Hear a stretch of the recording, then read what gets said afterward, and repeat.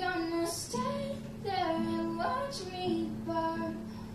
But that's alright because I like the way it hurts. I'm just gonna stay there and hear me cry. But that's alright because I love the way you lie. I love the way you lie. I love the way you lie. So maybe I'm a masochist. I try to run, but I don't wanna leave till these walls are going up and smoke with all our memories.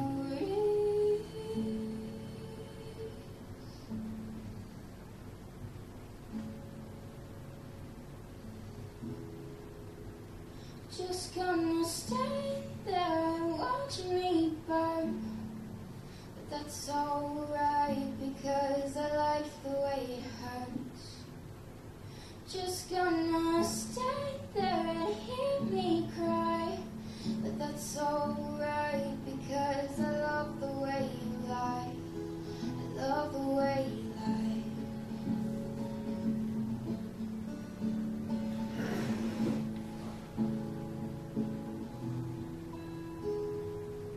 Love the way you lie.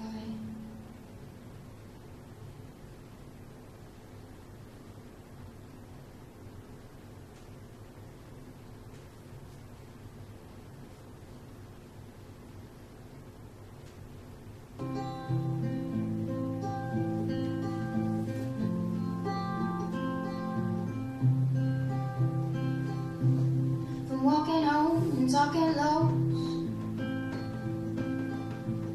to seeing shows and evening clothes with you. From nervous touch and getting drunk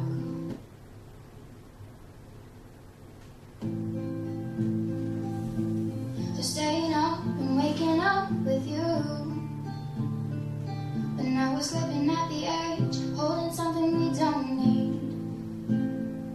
All this delusion in our head, it's gonna bring us to our knees. Come on, let it go, just let it be. Why don't you be you and I'll be me?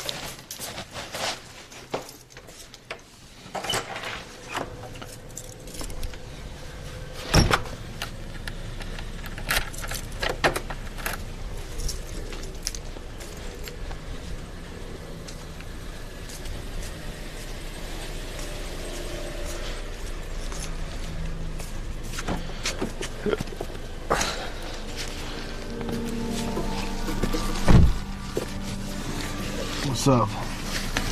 Lost Ollie Wall. I can just direct you. Okay.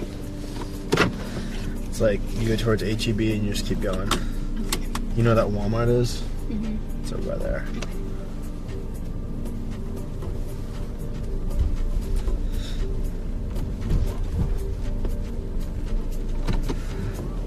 Can I play a song on your phone? Yeah. You wanna play?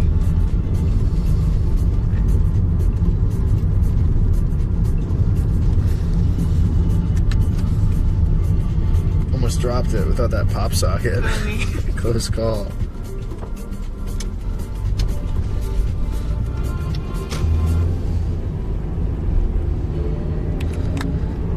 Sweet. Thanks. You can just put it Okay. there.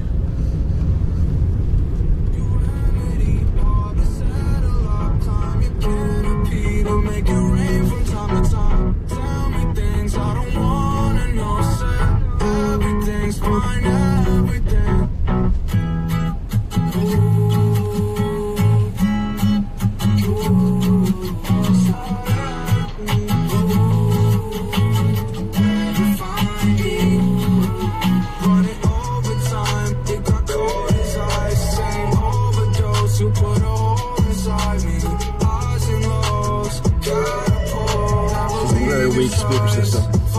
I have. So it feels like maybe it's not. Give your bass turned down. Is that why? Maybe. Yeah, I see it. Does the bass tend to like clip when you have it up?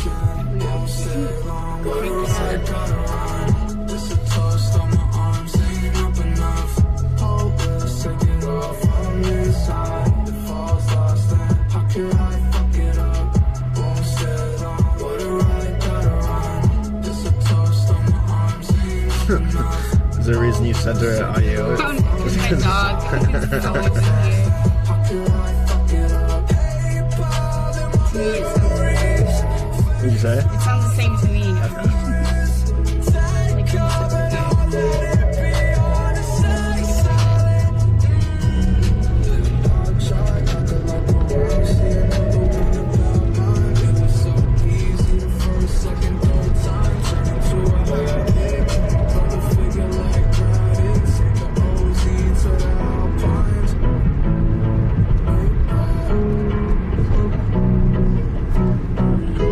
Faster. Up enough, hopeless, take it all from inside. The falls lost, and how could I fuck it up? Won't stay on, what do I gotta run? This a toast on my arms, ain't up enough. Hopeless, take it all from inside. The falls lost, and how could I fuck it up?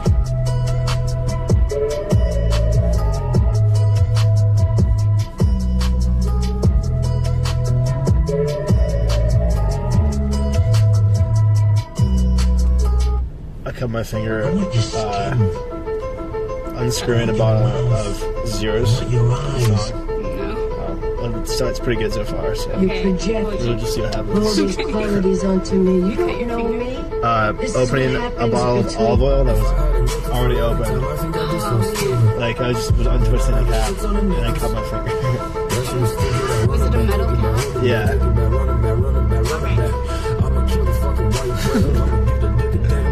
Maybe dig.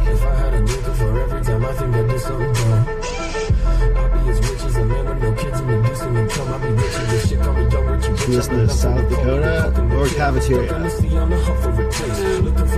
really good. I kind of used you. Okay. I kind of used you too. I wanted to go out so badly, I'd have said yes to anybody.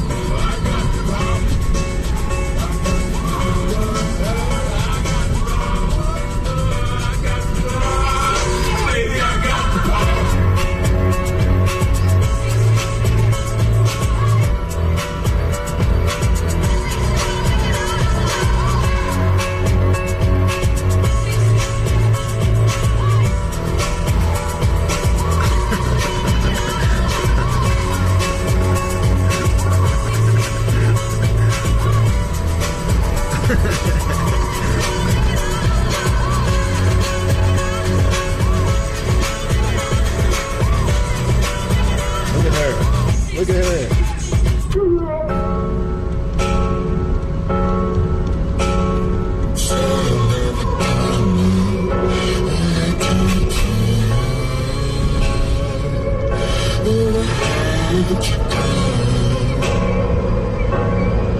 Baby, talk, baby, leave. You got me on my fucking knees. Just happens. When you grow up, heart dies. I can't. That's my shit, that's my shit, that's my shit, that's my shit, that's my shit, that's my shit, that's my shit, that's my shit. Fucking a bitch, fucking a bitch, fucking a bitch, fucking a bitch, fucking a bitch, that's my shit, that's my shit, that's my shit. That's my shit. That's my shit. Is it?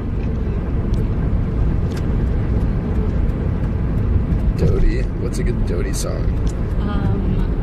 They're all kind of slow.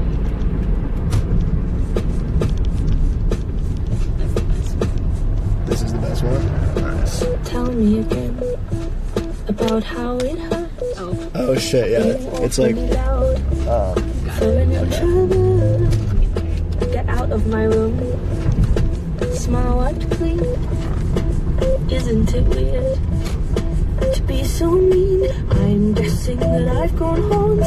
I guess I'm human no more. I can tell I've rotted in your brain. Oh, how easily passion twists. You think I'm a crazy bitch. I craft my words to fit your head, 'cause no one listens to the dead. So maybe I will talk to you the only way I know how to. I've set my speech through sharpened teeth. You break the rules and spikes grow from your skin. Please let the devil in. we'll sneak up on it. A meter apart, we blankly stare. We shout in our heads. Are you still in there? Well, this No, I ends don't think bad that goes then. through. We're just gonna. When you admit, so we Short won't then. eat our words, 'cause they don't taste good. I'm guessing that I've grown horns. I guess I'm human no more. I can tell I've rotted in your brain. Oh, how easily passion twists. You think I'm a crazy bitch. 1,000. this is where you try to donate plasma. Yeah. It's Did you cheap. try and do it for money? Yeah. They always pay. What'd you say? They always pay for plasma. Right? Yeah. Or like, unless it's a Red Cross thing or something. Is it because you needed money? No, I just Want to try it out? fun. So they had to abandon the plasma process partway through. Yeah, but they still pay me. What'd you get? I think 40, but like I never. If they put me on a weird card, They what? it's like weird credit card, so you guys. Oh, your plasma card? Yeah.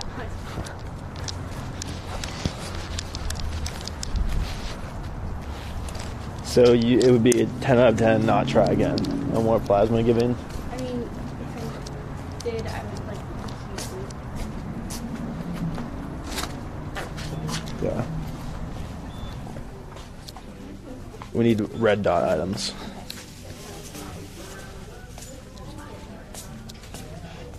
Do you think I need this for my house? Yeah. Never mind. Not with a price tag like that. I always don't like when I see things in Goodwill that are like new. You know what I mean? Like Yeah. they're selling like their own products, something like that. It's really against the idea of the store.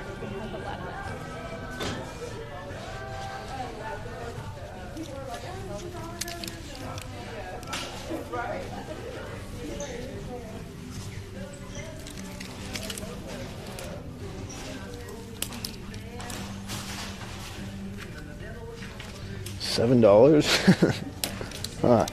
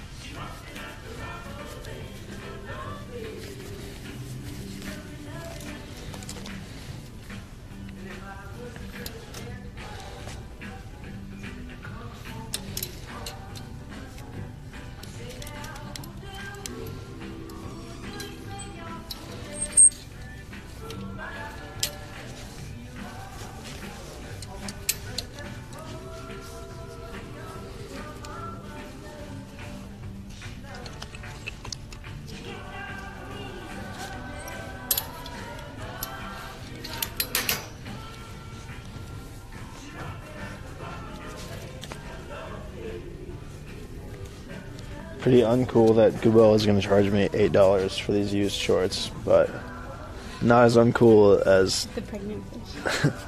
but that's a better price, so Yeah.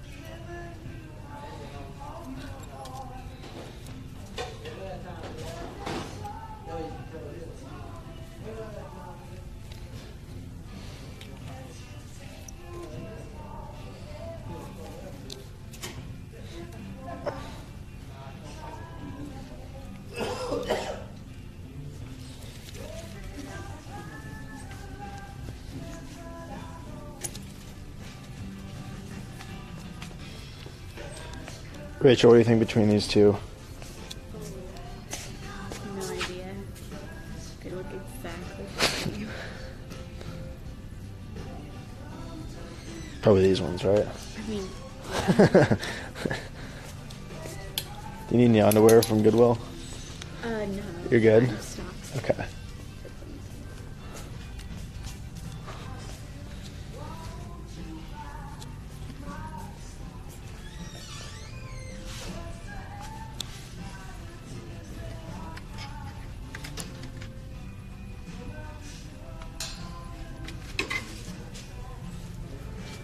Should have waited to come here before I bought lamps. Need some candles. What furniture? Just in general, if they have any like things that I see and I think, ooh, that would improve my house.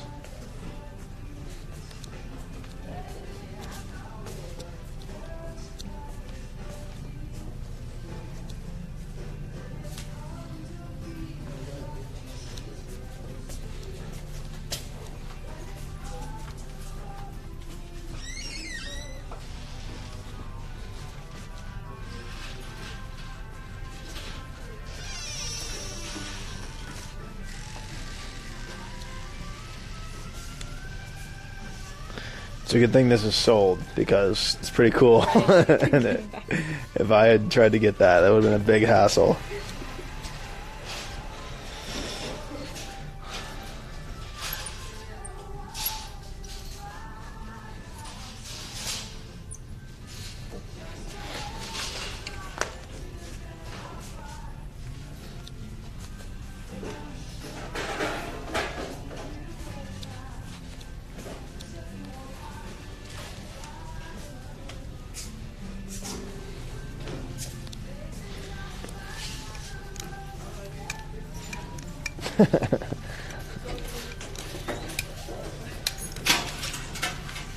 This is like from the future, but also from the past. Like you'd think it's a massage chair, but it's actually just a recliner with a big light switch.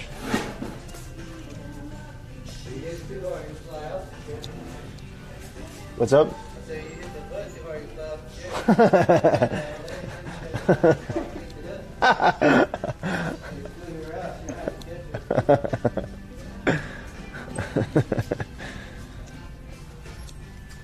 Okay, now we're looking for candles. What? Super important.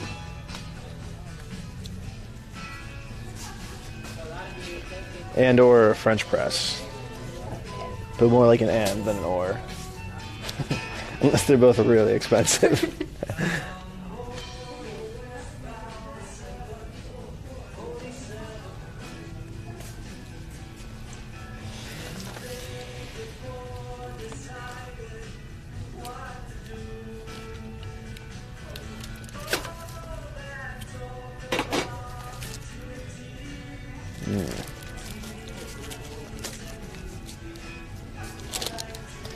I really can't help though but think that like some of the prices, like the fact that this is 3, it has to be the same that it would cost on Amazon, right? Yeah. For a new one. I'm gonna look it up right now.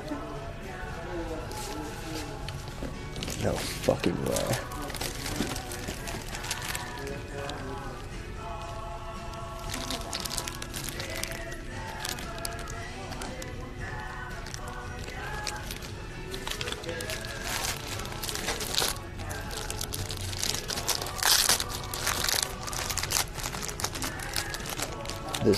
There's no way it's possible. Classical composer cards? That'd be so sick. I don't want to buy the SpongeBob ones and the other ones, but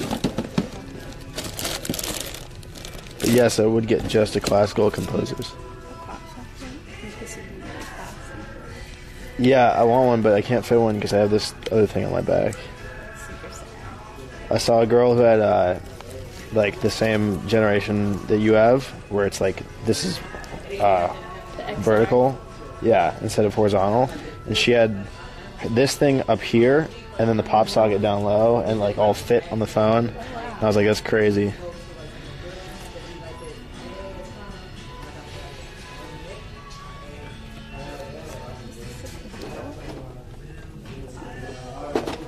Poncho.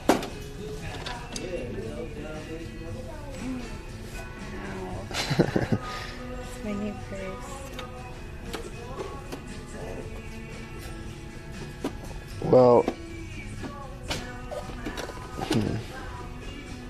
okay, I guess this is a better deal, but There's some nails. Need some.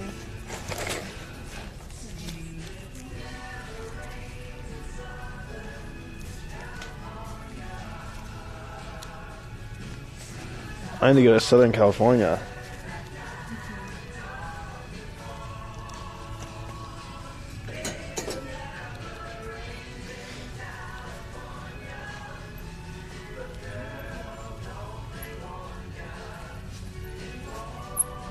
So, they usually have like more candles at Goodwill's, right? I don't know. Okay. You don't go to? Candle person. Okay. This is kind of sick.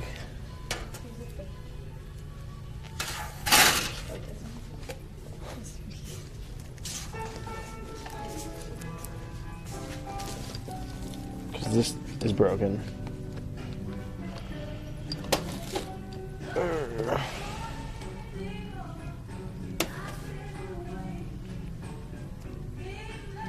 Oh shit.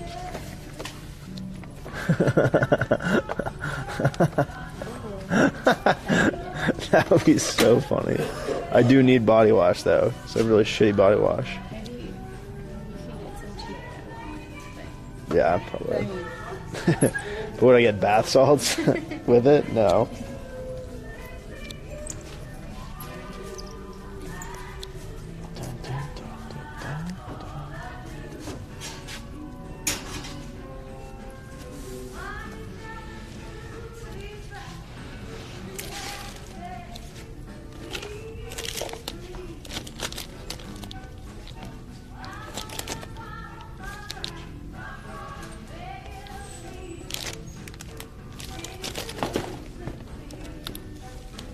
So these are just the bins of stuff that they were like, I don't know what to do with this. I don't know what this stuff is. Like, does anyone need a long dishwasher, discharge hose? Like, you have to think that some of these things probably sitting here for so long, just with no movement.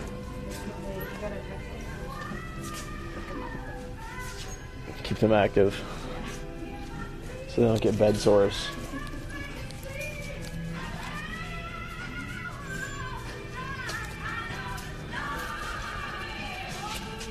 Holy shit.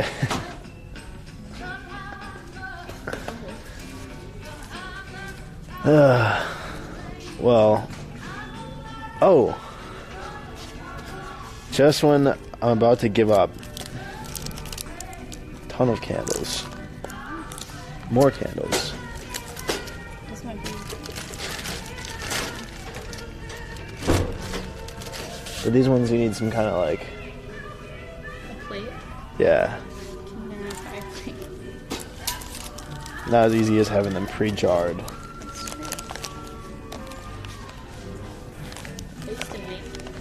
Yeah, like dip them in the. And then just pour. Oh, okay, nice. Yeah, the easy way.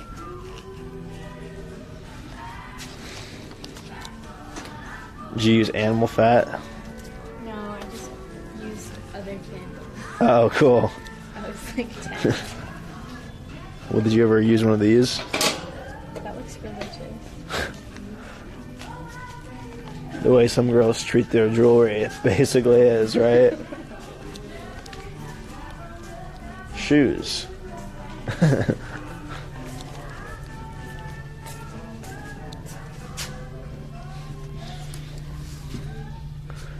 Cool. That was fun.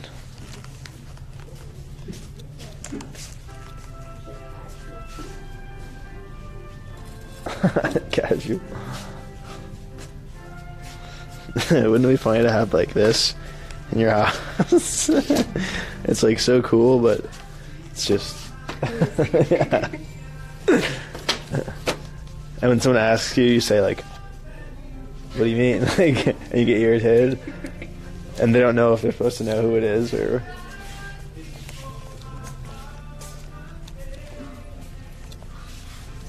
He did a book in Spanish, and I don't take Spanish, but That Yeah. spot. he did a Spanish one. Spot. Ase ala. Okay.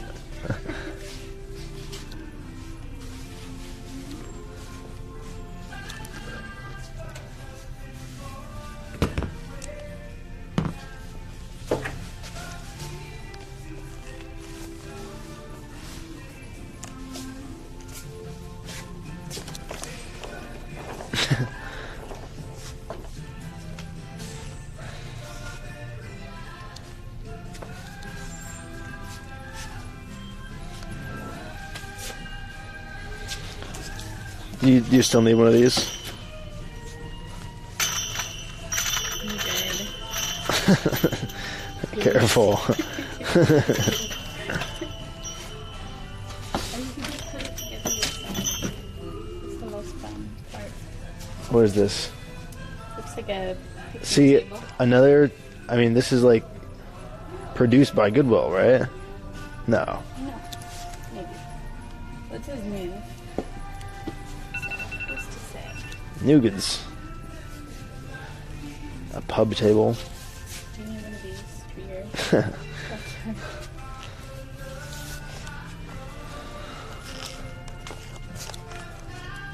I need to practice my craftsmanship more.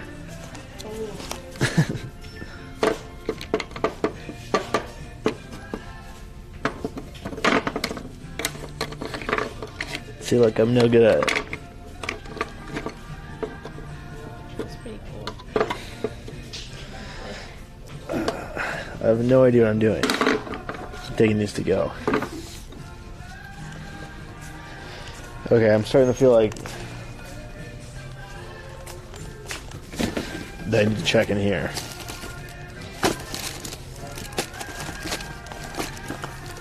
You need... This is straight from the Dollar Tree, and it's now $4. No way.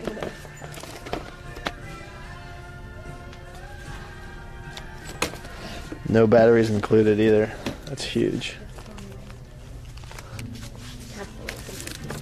Fuck.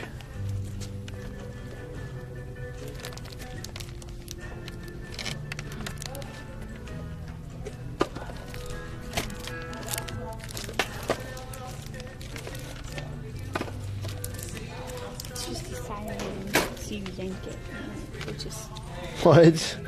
for like if you're about to like be kidnapped, you just like yank. Jesus Christ.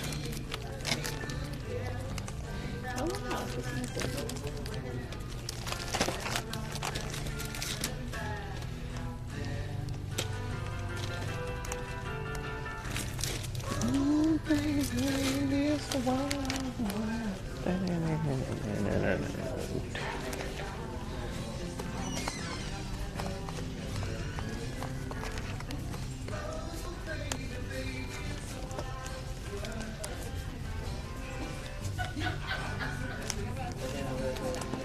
I need an oven mitt. An oven mitt.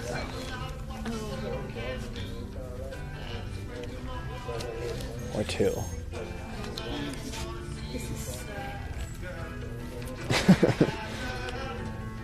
You want tea light instead.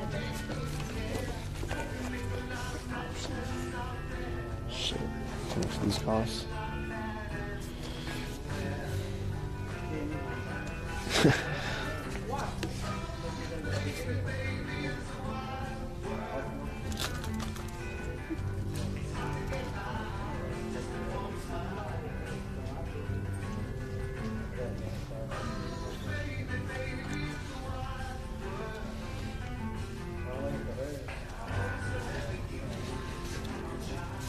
Okay, and then I need some sort of device that can be used as a recycling bin.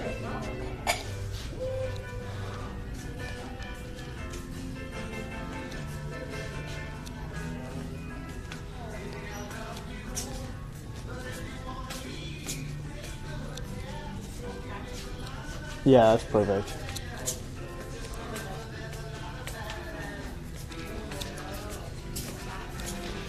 You know how much recycling you have. Quite a bit. My floor is bare. It's like Oh, more body wash. Sweet. One time I bought toothpaste from a dollar store. Literally one of the biggest mistakes of my entire life. It was just really bad.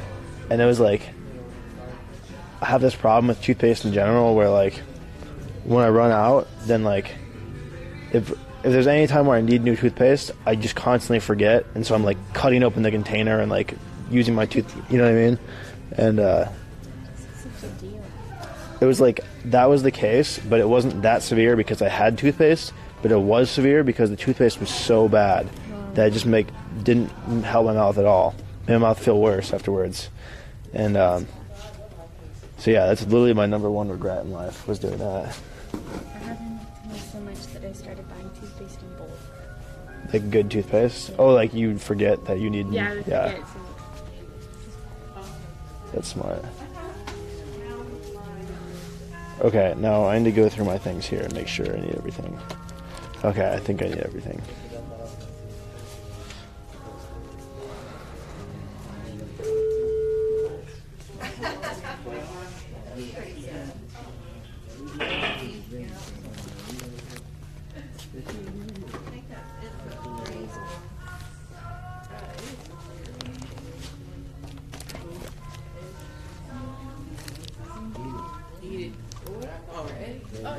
Cool, thanks.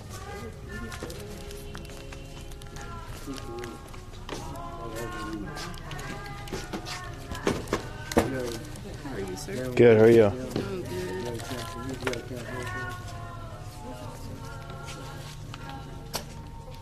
Oh, good. You don't mind, right?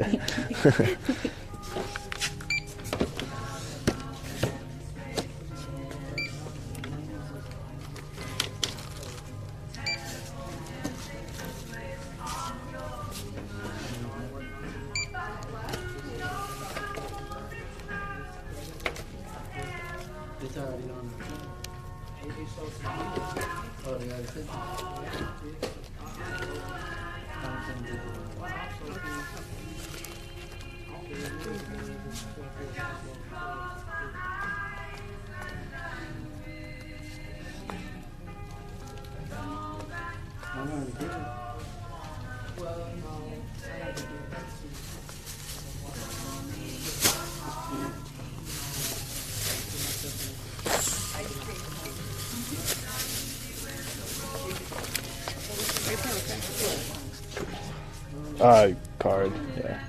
You see the green light right here? You can insert it. Okay. I have to make my chip fail so that it swipes. Okay. Into. Just give it a couple of seconds. My supervisor said he's gonna call me back. Do you guys do Apple Pay? Yeah, we do. Okay, I'll do that actually. Okay. Sweet. No, Expensive. Hell yeah. Sure, like a coat. looked like it might have been someone might have tried to catch it, like me. You see the sign of it? Yeah, just take it to a good Oh, Look over here, it's been burned. Oh, you're crazy. Grandboys or somebody. Process takes a minute. Good. There you go. Thank you. Have a nice night. Okay, now I'm going to drop off this huge haul in your car.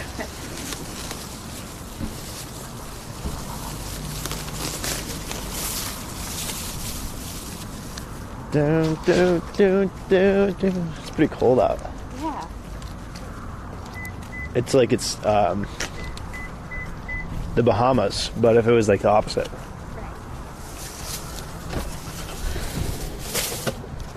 Okay, now we go right here. Home of food. This is where food was invented. Little known fact, Dr. Food used to live here. And before he moved to the Royal Palace, where he started inventing other foods.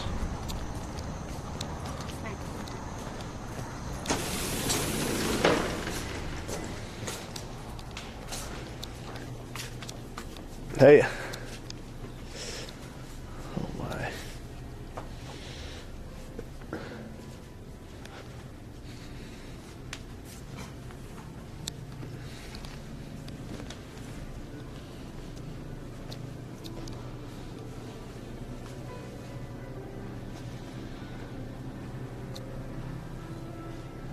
You ever have any white rabbits? Damn. Wow, right here. This shit is full.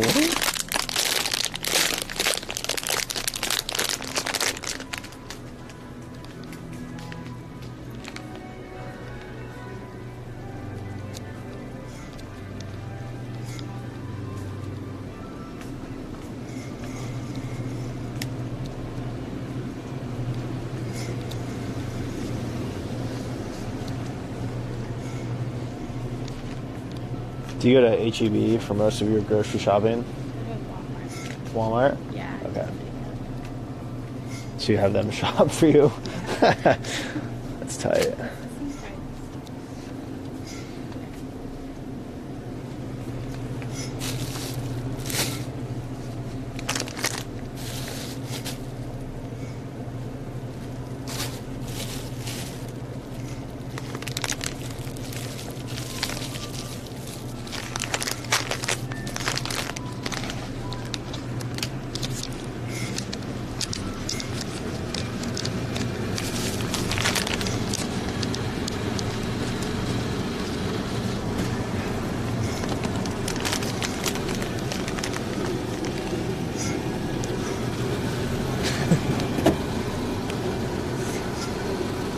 I need more information than this.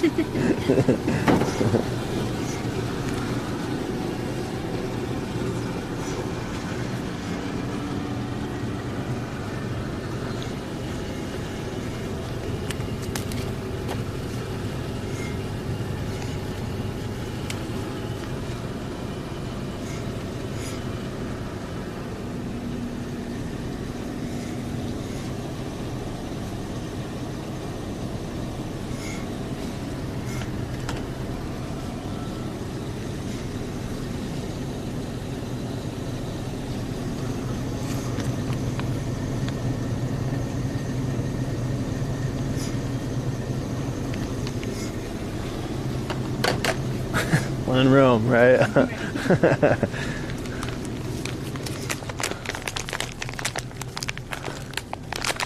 Oh shit. The super kimchi.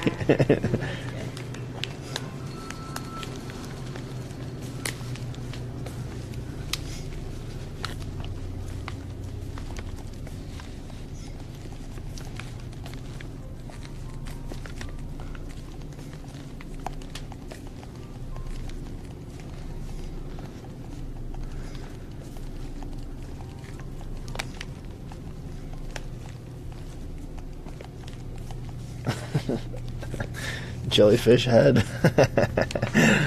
You should get that. Oh, these are fun.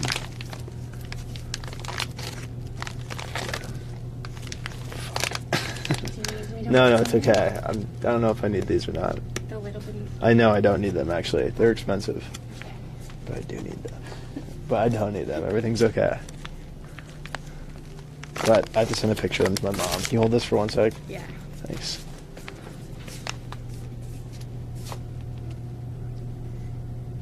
Okay.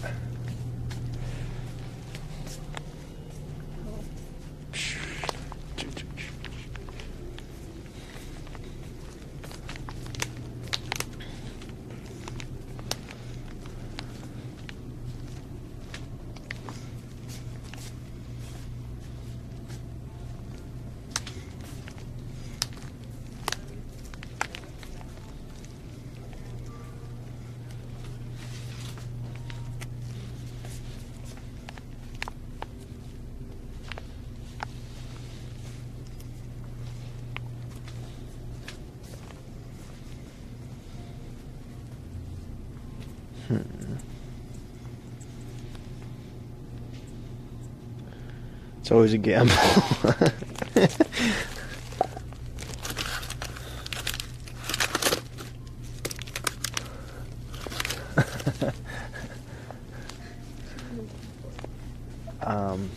It's like fish on the package.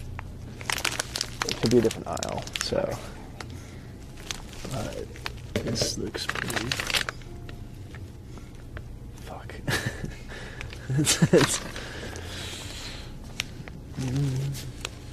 Well, we'll try the next aisle over. Maybe it's. There's what? Yeah. You just gotta know what the fuck's going on. Okay, it's not this one. It's not that one. So it's gotta be this next one.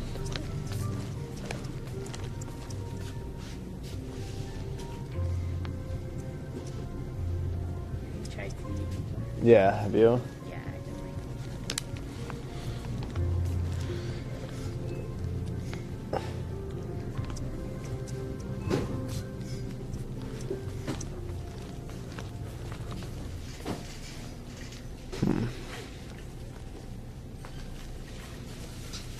I Okay. This is leading me to believe that it is in this aisle. I just need to look harder.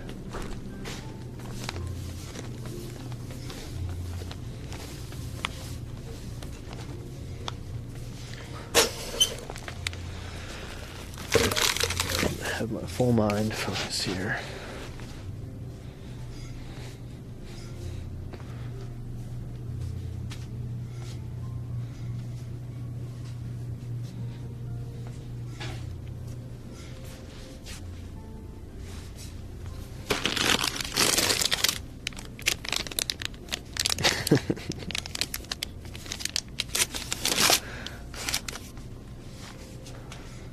Man, oh man.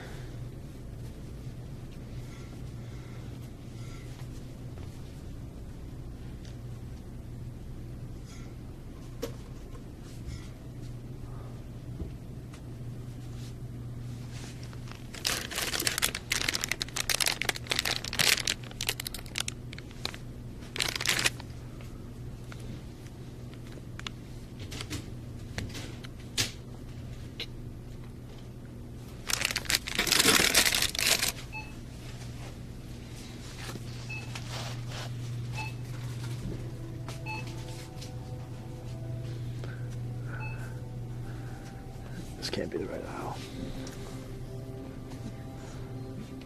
We have to keep looking.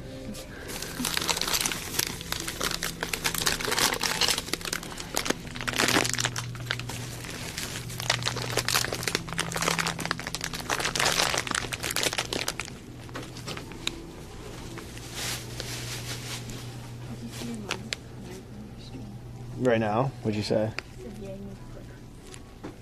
Yeah, you need clothes. I got one pair of shorts from Goodwill.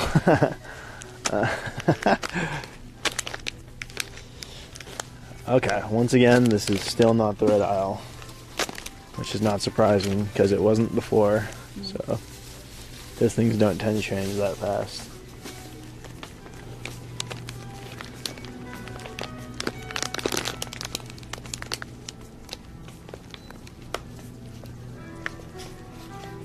Shit. Something's going awry. What's up? Yeah, it's definitely that aisle, but it's just...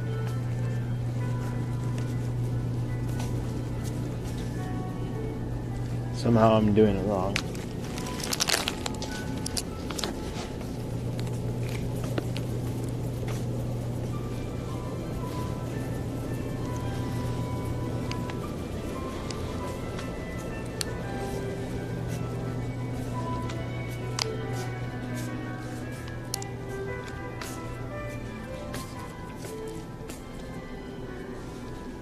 Okay, we're gonna go through this aisle again and we're gonna find it this time. Last time you were distracting me, so I couldn't focus on the food. So you can't let that happen again. But first we should check out the snack section.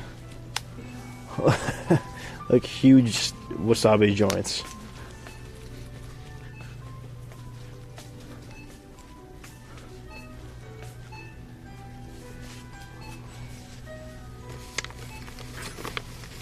That's kind of good.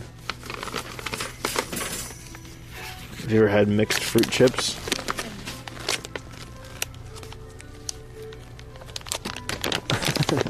Do you think I should get this? Sure. I only know what like one of these fruits are. But YOLO.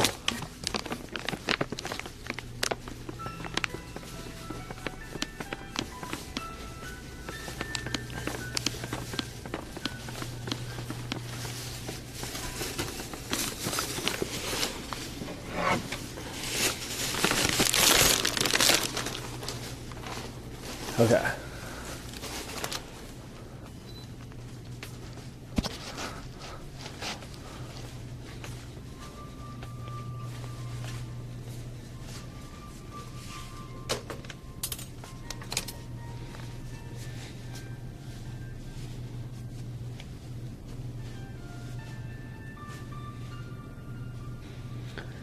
It's just all this stuff looks like it's for hot pots, but I'm not looking for...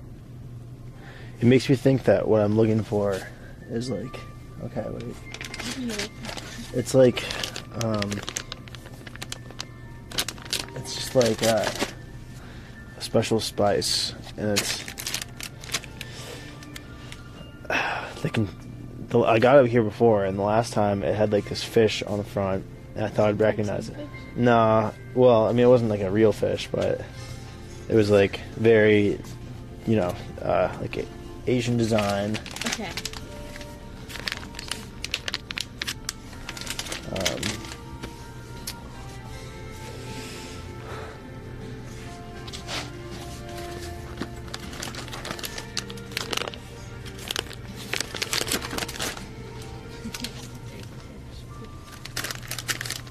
It was like I want to say like a dark package with like a red fish maybe. It doesn't have to be that exact one, but it's like once I find that, then the ones around it were also similar, but like different flavors of it. And it's just, I feel like it was in this section, but somehow like everything around it it's gone. Everything's vanished, which is not cool. I don't have to speak with the manager.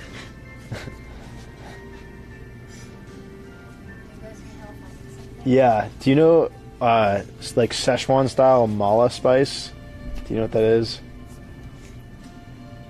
No. Is it like a dry powder or is it like a plant? It's like, it was like a sauce last time I got it, but it's like it's the thing that you eat it and it makes your tongue like numb and like tingly. Do you know what I'm talking about? Yeah, but that's like everything with chili in it. Okay. It was like this one kind that... Oh, like a flower pepper? Yeah, maybe. Ah.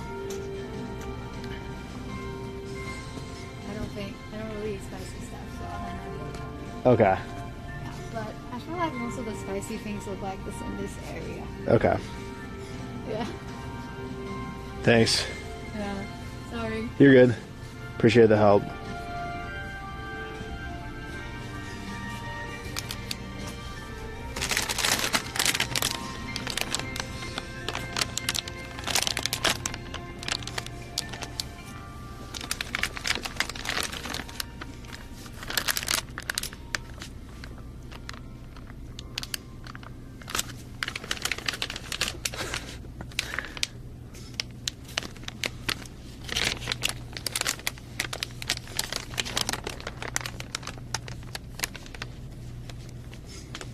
Which one of these do you think I should get? No idea. Okay.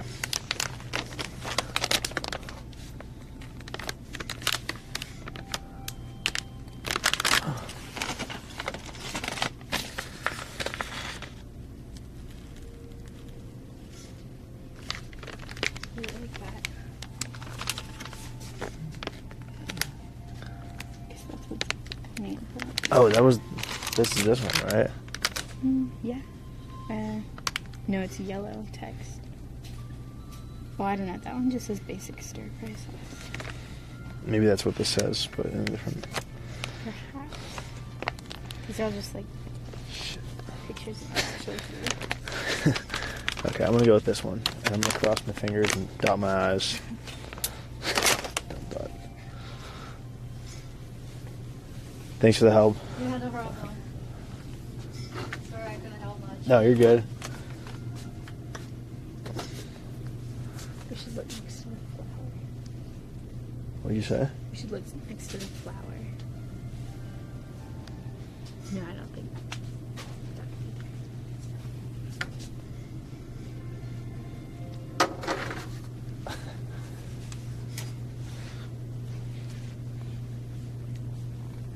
Okay, I think we're good. We have to do one more cruise this way because there's a lot of good stuff back here.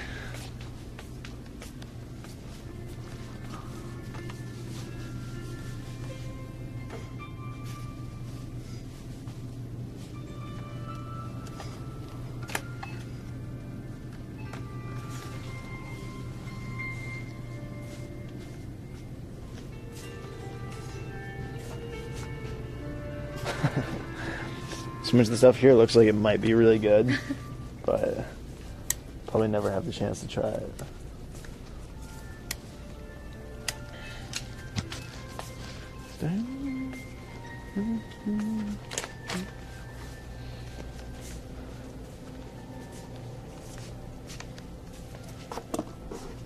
Good deal.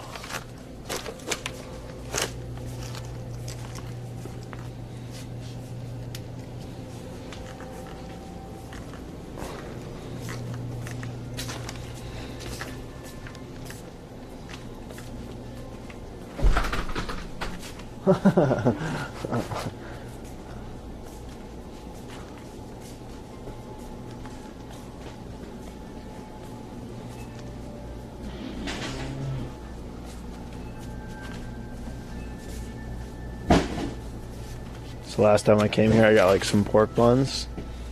So excited to eat them. And we get back, and I was with Sam, and he'd like forgotten the bag that had them in it. So they were like still here, and it was really depressing. But we had to skateboard here, so it was not worth it to come back. I got one of these big pillows of chili that is probably too big for my consumption in a year, but put that to the test. Dream big, live small. Some boba. How do you make it? Yeah, I'm gonna it. Hell yeah. Extremely. It's pretty good. But I will say that having boba at your fingertips does make the experience different, because it's like, oh, I can eat unlimited boba, and you can control the ratios and stuff, and like all of a sudden going out and getting boba is not the same. usually get jelly in my drinks instead of food. Why? Because you're afraid?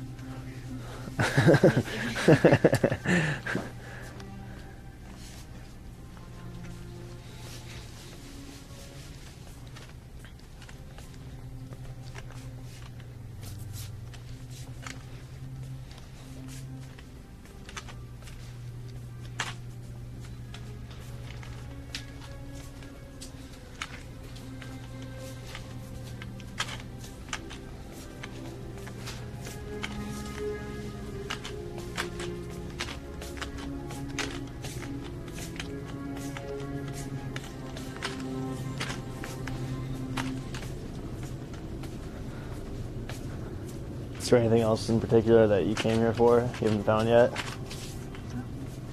Did you get your Chinese soybean paste yet? I have been looking for a specific thing for about 7 years, but I just never gone to it. What is it? I think it's called some kind of rice flour. Well, should we go to the flour section? Yeah, I don't think we have it. But we can This is the flour section? That's salt. Okay. Potato, right?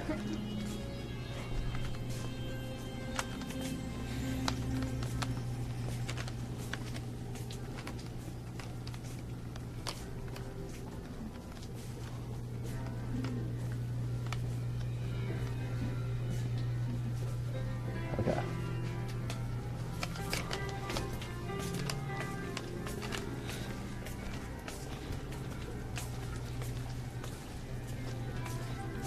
Section. I feel like maybe.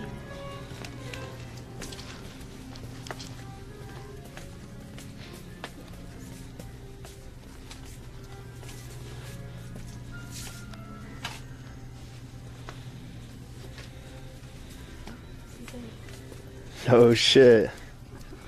Nice.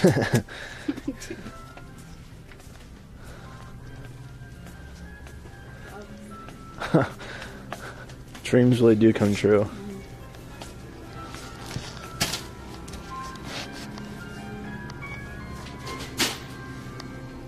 Hey. Do you want to go first? Okay. Thanks.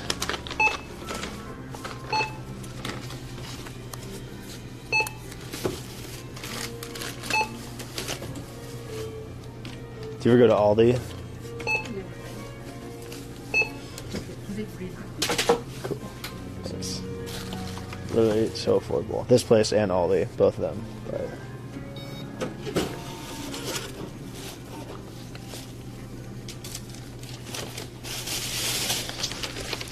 I think that might be our next excursion, is going to Aldi. Are you in need of groceries? Okay. Okay. Thanks.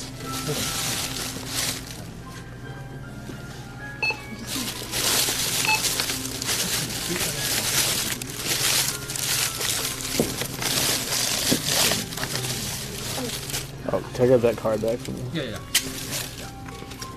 Thanks, appreciate it. Yep. Can you just add more to it so that it's $5? What's it? Oh, let's go buy something. Yeah, thank you. wait, I got cash, don't worry about it. Yeah. Yeah, that's what everyone says. I'll get you tomorrow.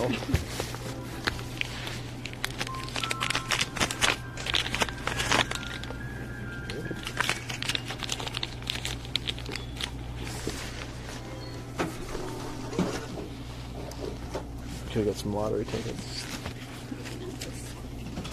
Actually, you can't buy those without. 16 Thanks. here. You have to have a cash to buy them. So, yeah, so it would have been pointless anyways. You can keep that as a souvenir.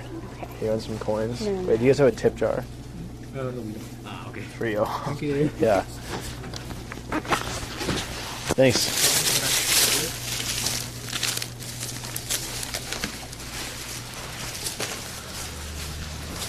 Woohoo! Woohoo!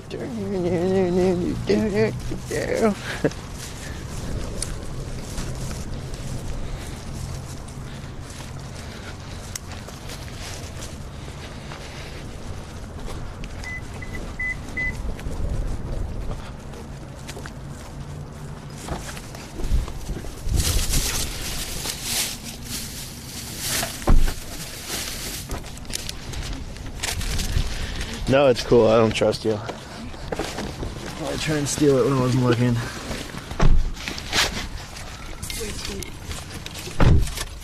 Shit. Well, hold on before we decide.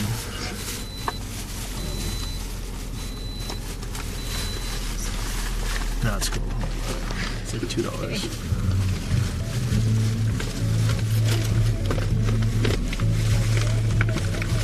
Yeah. No. Bad. Yeah. The banana chip? No. Yeah. Yeah.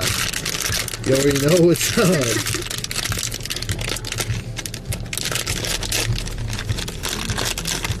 Here. What is it? It's a white rabbit. What do you mean, what is it? Oh.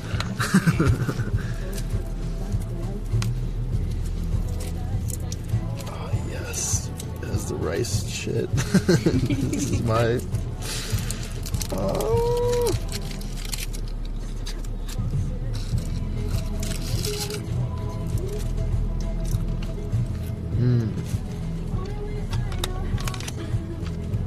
It's so hard. No, I gotta like, you know about that. Just put it in your mouth. Just wait a little bit. Yeah. Oh, fuck. It's supposed to be chewy, but it's like, you know. It's a process. Right. Some white rabbits have sit on the shelf longer than others. Right.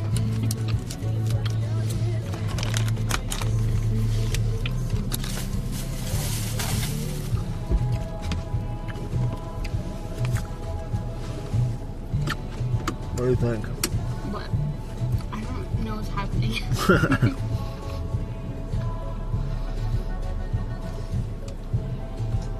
Where's your phone?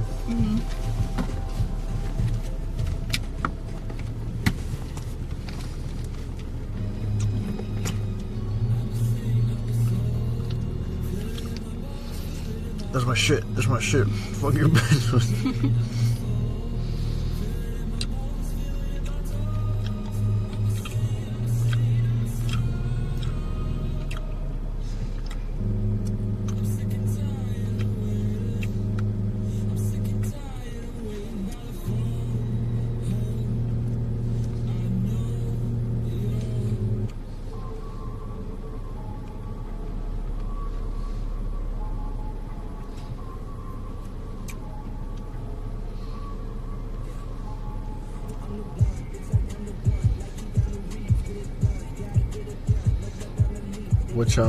Which women of pop should we celebrate?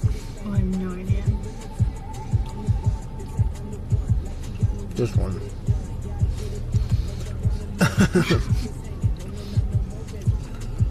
So you find good music, right? Cool. Ah, perfect. Just as I planned.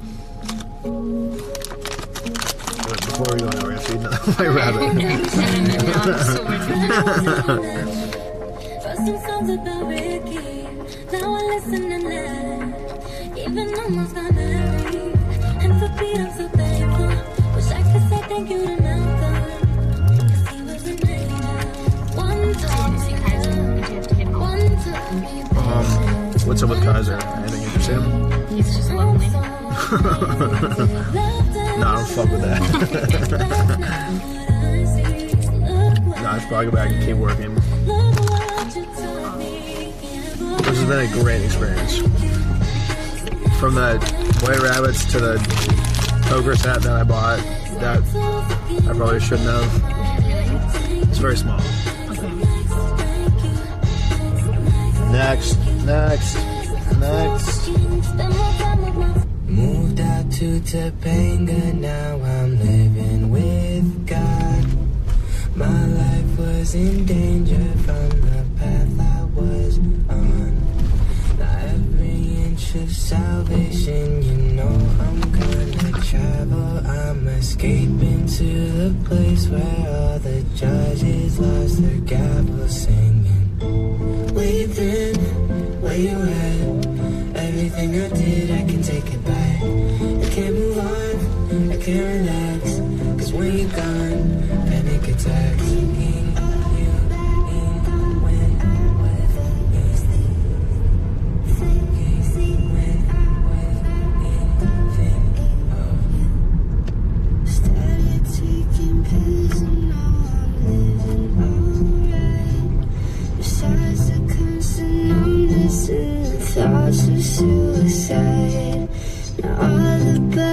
butterflies have turned to vultures in my stomach. We're just birds upon a wire playing loser first to plummet.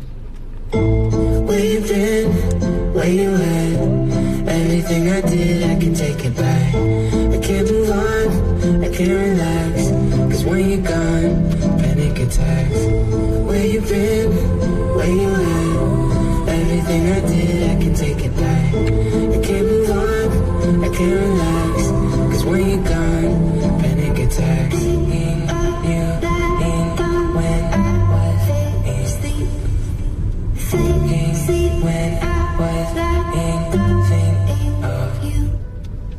Everything is nothing, nothing's everything to me.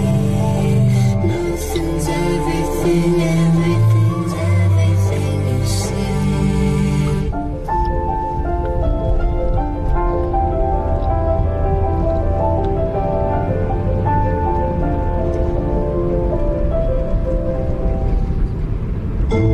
Where you been? Where you at? Everything I did, I can take it back. I can't move on, I can't relax. Cause when you're gone, panic attacks. Panic attacks. Cause when you're gone, panic attacks.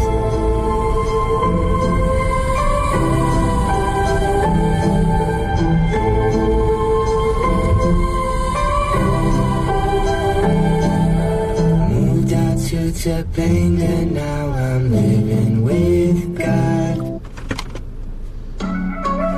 Whoa. That was crazy. Yeah. Crazy, I'm gonna do this too. Whoops. What? You know this girl? Mm-hmm. It's just a good song. Well, I don't know her music. Do you know her? She dated like a singer that I used to listen to a lot. I don't even care no more. Who's that?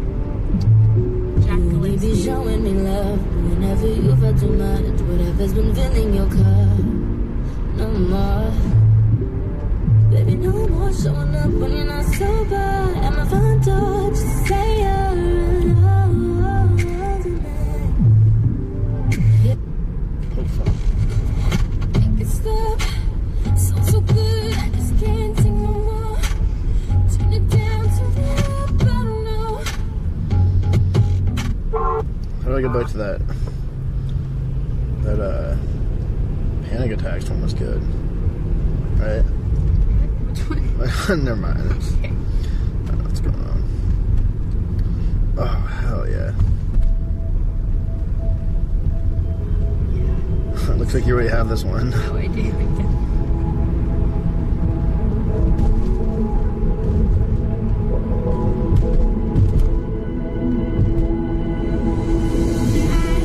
Staring at the edge of the water, long as I can remember, never really knowing why.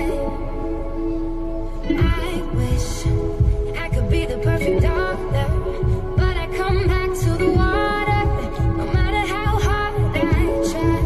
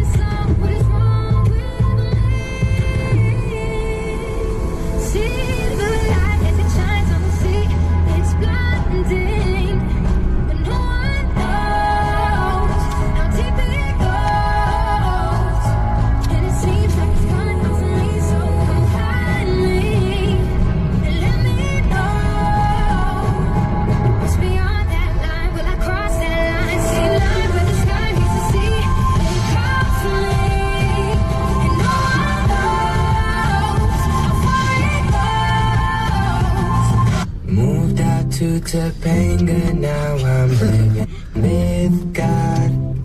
My life was in danger from the path I was on. Now every inch of salvation, you know I'm gonna travel. I'm escaping to the place where all the judges lost their gavel, singing, where you been, where you at? Everything I did, I can take it back. I can't move on, I can't relax, cause when you're gone, panic attacks. Thinking of you, when, what is thinking when I was thinking of you. Started taking pills and now I'm living alright. Besides the constant numbness and the thoughts of suicide. Now all the butterflies have turned to vultures and Let's leave a couple white rabbits. No, please, I'm really good. You need a couple white rabbits. Listen, what if you're in an emergency situation and you need a white rabbit? You have to have three. You need to have a couple just to be safe. Just to be safe. What if the officer says, I'll let you off with a warning if you can give me 2 white rabbits? Well, then it'd be said. Exactly. And you still have 4 to spare. Oh my God. Take just No, you need to think about the officer. What if he asks for 6? You'll be set. Alright, I'll see you on, what's it called? No, what's that server? oh my God. what's it called though? Oh, shit. Yeah, I'll see you on there. Okay. Do you want to virtually Minecraft tonight? Oh, okay. Alright, see you, Rachel.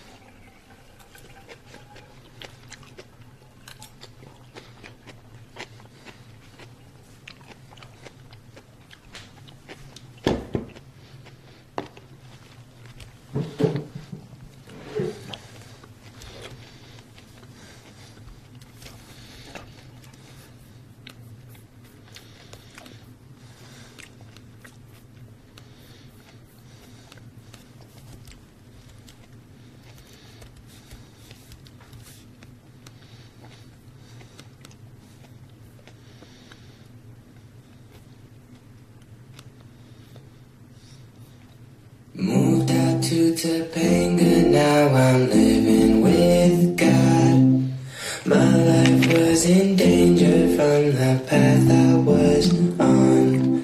Now every inch of salvation, you know I'm gonna travel. I'm escaping to the place where all the judges lost their gavel, singing. Where you been? Where you at?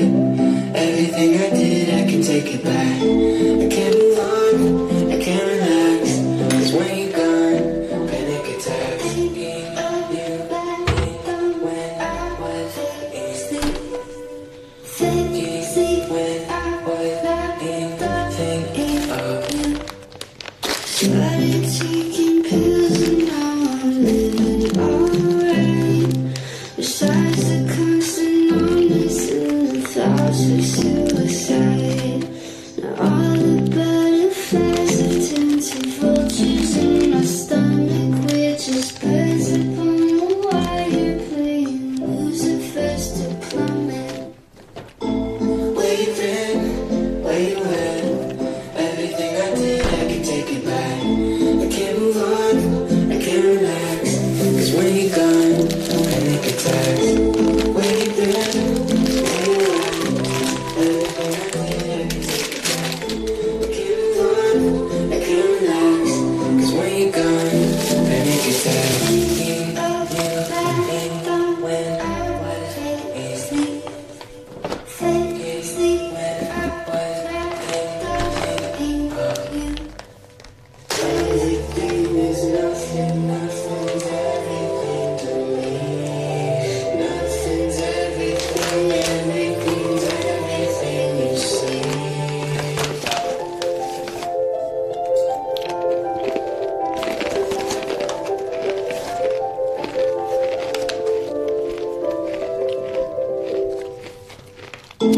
Where you been? Where you at? Everything I did, I can take it back. I can't move on, I can't relax, 'cause when you're gone, panic attacks.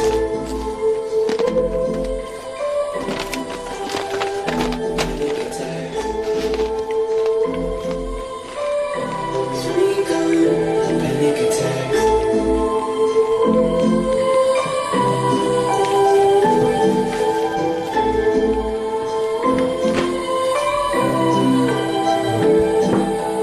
Moved out to Topanga, now I'm living with God.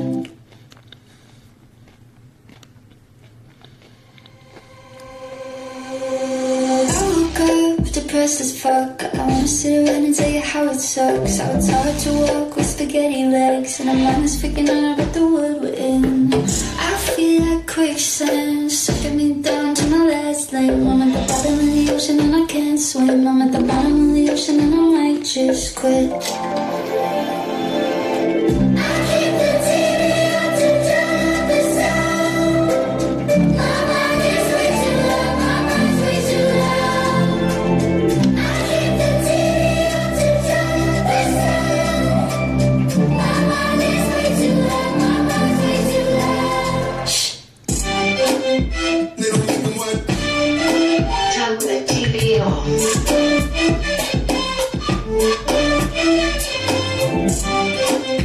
But the odds fight.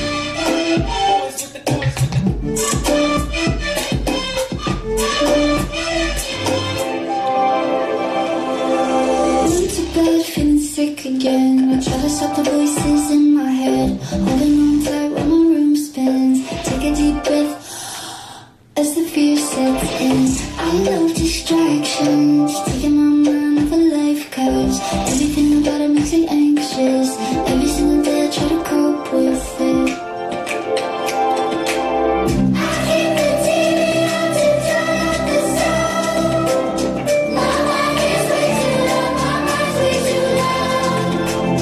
I keep the TV on to turn up the sound. My mind is way too loud, my mind's way too loud. Shh. Turn the TV on.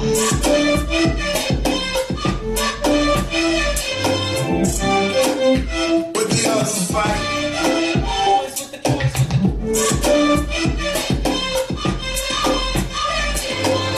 I keep the TV on to turn up the sound. My mind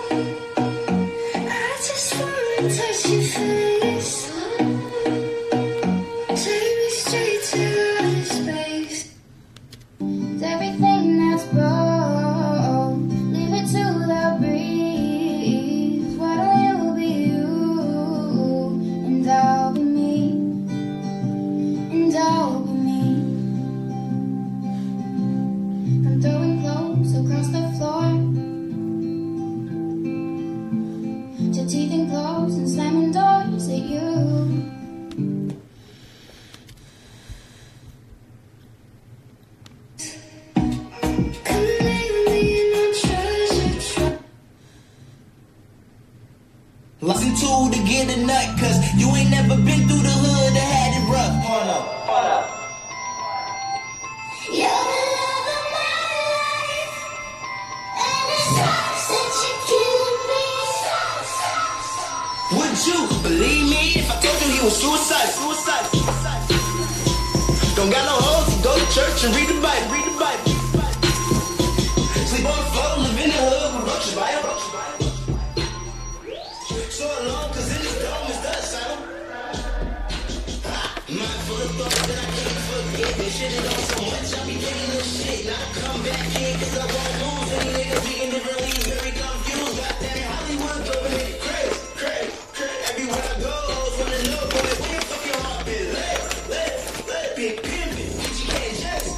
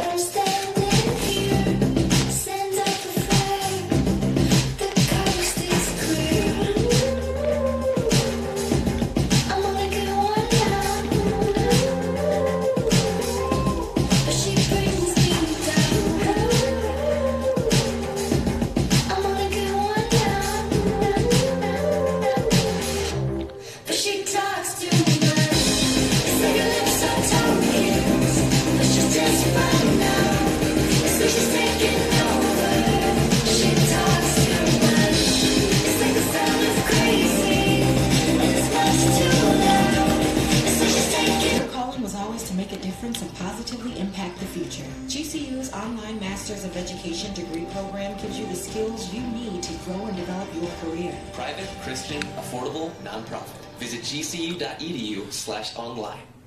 Wouldn't you rather spend your evening in waterbed? For a limited time, $189.99.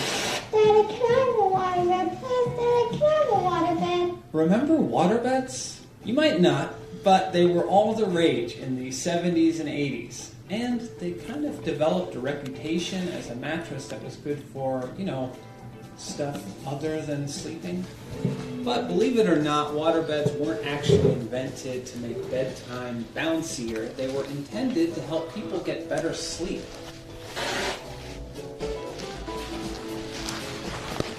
Waterbeds, as we know them, were invented in 1968, just after the Summer of Love. A very open, experimental time in San Francisco. That's Charlie Hall, the man who invented the waterbed. The waterbed was part of Charlie's thesis project at San Francisco State University. His idea was to create furniture that could form to the contours of a person's body without creating pressure points. Famous furniture designers like Eames and Mies van der Rohe and people like that had signature chairs, but I think they were more a sculptural effort often than something that really analyzed comfort. The key concept of the waterbed is displacement. So as you move, water fills the gaps, and every curve of your body gets equal support. But research is non-conclusive as to whether or not waterbeds help alleviate aches and pains. In the same way that some people like firm mattresses and others like it soft, it ultimately comes down to personal preference. Now, before settling on water, Charlie tried to make a chair filled with Jell-O and another with liquid cornstarch. It was a cornstarch that was used to thicken cherry pies. Needless to say, neither one of those really worked out, but Charlie came up with another design that was a hit. It was a large mattress filled with water, and it could be used as either a bed or a kind of gathering space that you could have in your living room. He called it the pleasure pit. So much for avoiding those sexual implications. I mean, come on. Next, the design was patented in 1971. It featured a coil for warming the bed so the water wouldn't get cold, and it was lined to prevent leaks. It was also intended to go inside a hard-sided bed frame to keep the bed from expanding too much laterally. In the late 60s and early 70s, San Francisco was the heart of the counterculture movement. So a lot of people thought the undulating mattress was pretty groovy. Hugh Hefner had one, according to a 1971 article from Time magazine. King size, covered with Tasmanian opossum. Charlie sold waterbeds to some other notable figures, like one of the Smothers Brothers and Jefferson Airplane. He even sold a few to a nudist colony. By the late 80s, the waterbed industry had reached around $2 billion and accounted for about 12 to 15% of the market in the US. But not everyone was on board. From a practical standpoint, people worried about leaks and weight. Waterbeds, once they're filled with water, can weigh over 2,000 pounds, which makes them nearly impossible to move without draining them. There were also rumors of waterbeds falling straight through the floor because of how heavy they were. But Charlie says that concern was overblown. Any normal construction can support a waterbed. Others didn't like the waves generated by moving around in bed. Anytime you roll over in a waterbed, it sends waves through the mattress to the other side, which could wake up your sleeping partner or you when the waves come back your way. And even though Charlie Hall had patented his design, this didn't stop other producers from making knockoffs, which were often much less sophisticated. $29 bags of vinyl were being sold out of pickup trucks on college campuses and called waterbeds. And you could lay on them. It was this giant blob, not particularly safe and not particularly comfortable.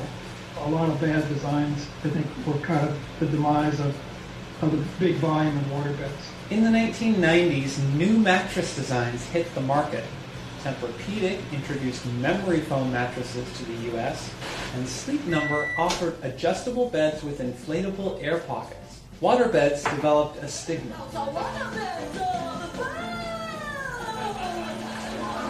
Today, waterbeds account for less than 5% of the mattress market. But 50 years after Hall's invention, he's back fighting the stigma. His company, Hall Flotation, makes luxury waterbeds called float mattresses, and they're all about helping you get a good night's sleep. Waterbeds were sloshy and gurgly and moved a lot. This one is very still. Float mattresses have a wave suppression system so that when one person moves, it doesn't have an effect on the other person. Charlie thinks it's a good time to get back in the waterbed business. There's more variety in the mattress market than there used to be, so customers might be willing to branch out. But only time will tell if these new waterbeds actually catch on. For now, I guess we'll just have to sleep on it. Waterbeds are experiential. You can't look at one and tell what it's about. You have to lay down on one.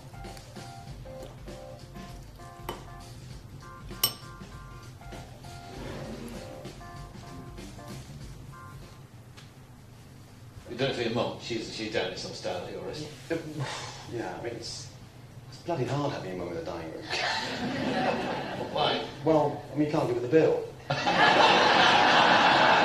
Listen! Fuck off! Get out! I'll open that up. I'll open Okay, that up. Right, Jimmy, you've got to put a little bit of effort into it. I'm sorry, I'm putting effort into it. Stop being lazy. Let's go. I bet you got off the side. You had no friends because of your feet. Have you finished? They're good, solid, size 15 feet. I ski barefoot. One was a sort of skinny little runt, and the other one was like sort of, big fat ass and a big mouth. So it was hard to name them, so we just called them Trini and Suzanne. Yeah, okay. There's the Gordon Ramsay. No. Yeah, I named. You did? The turkeys were named after Delia, Jamie, and the one with the big breast, Nigella. Fuck off you fat, useless sack of fucking Yankee doodle shite. Take a look. So this is meatballs on a split hot dog bun that she turned into garlic bread, maybe? Yeah, it looks disgusting. It looks like a seagull all over it. Okay, that is Chrissy Teigen's. Oh, here's an iceberg wedge salad with homemade Russian dressing. That looks fine. Right? Yeah, that looks like it's called a disease. Okay, that is Martha Stewart's. This is your 15th season of Hell's Kitchen, which is unbelievable. Really, it's crazy. Incredible. I just wish they could cook. Well, you could also not do it, and and either way, I'll donate money to charity. You do either one. I know you don't do it on purpose. No. I'm trying not to get you mad because sometimes I get you angry and on a tangent or something. I'm not going to do it today. I'm lost for words. This Halloween, exciting young children will come to your door with bags open. Now, you have a choice. You can give them something good to eat, or you can give them Smarties.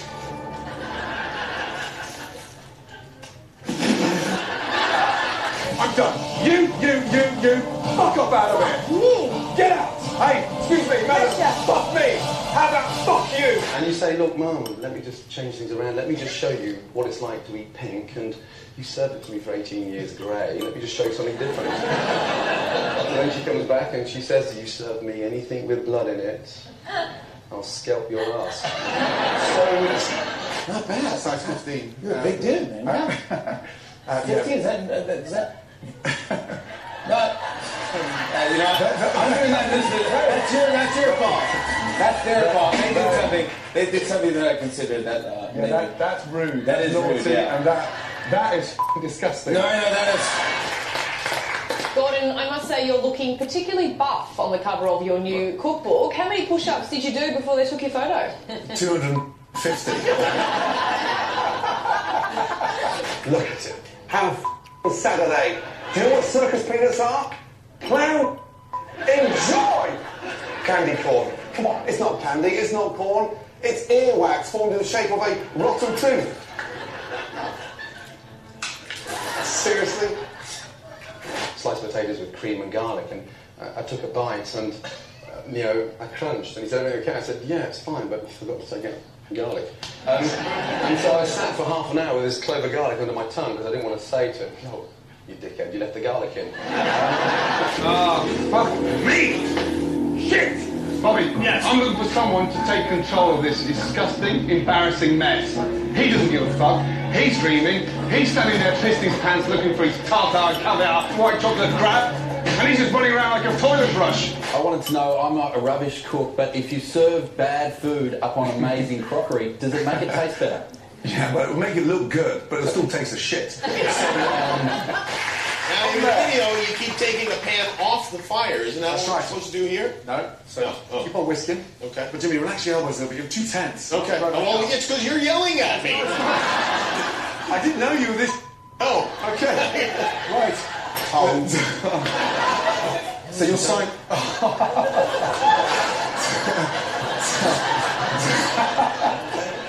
Size 11, size 15. Normal. Yeah, I've got 5 inches on your dick.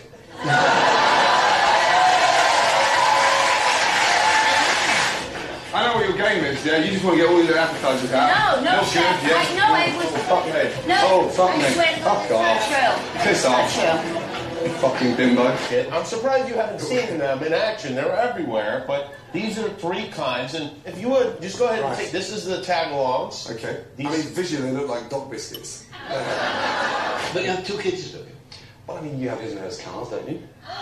You've got 2 kitchens in 2 the kitchens. house. It's got the most amazing, beautiful, lower ground floor kitchen for my wife, and I've got this lovely, stunning 1,500 square foot kitchen upstairs.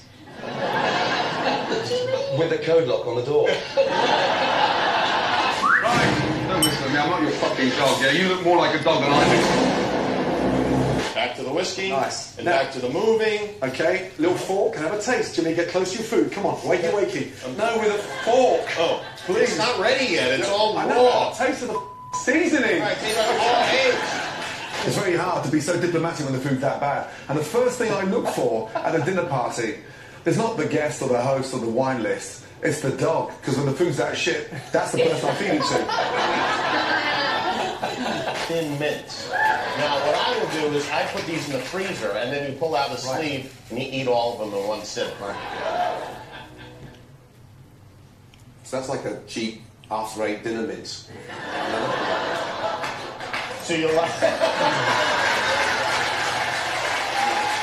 Take one good look at yourselves in the mirror, because it's a fucking disgrace. That was genuinely, all of this food was cooked on the engine of the car. Tell me if that matches up to motorway service cooking. It certainly matches it, yes, definitely. Let me have a look, please. Okay. Jimmy, it's gone all rubbery. I know. What did I do wrong? What have you done? I took it off the heat. No, but you got to stir it quickly. I didn't stir it quickly or not. Oh, no. Honestly. Wait, what are you doing? Oh, no. You know, that those words are naughty. Never use them. And so it was our twins' 18th birthday party on Saturday just gone, and we had this amazing Great Gatsby party, and we had Ollie Murs sing. And so, literally at 12:05, my youngest turned around and said, "Dad," I said, "You okay, Matilda?" He said, "It's time to off now." You're cooking in a burnt pan, you fucking dick! Oh my God, leave it, leave it, leave it! Just fucking leave it! You're gonna blow fire in your face, you fucking donkey! Apples. Do I look like a teacher, mate? Let me give you a big lesson. Go and buy some proper candy. Woo-hoo!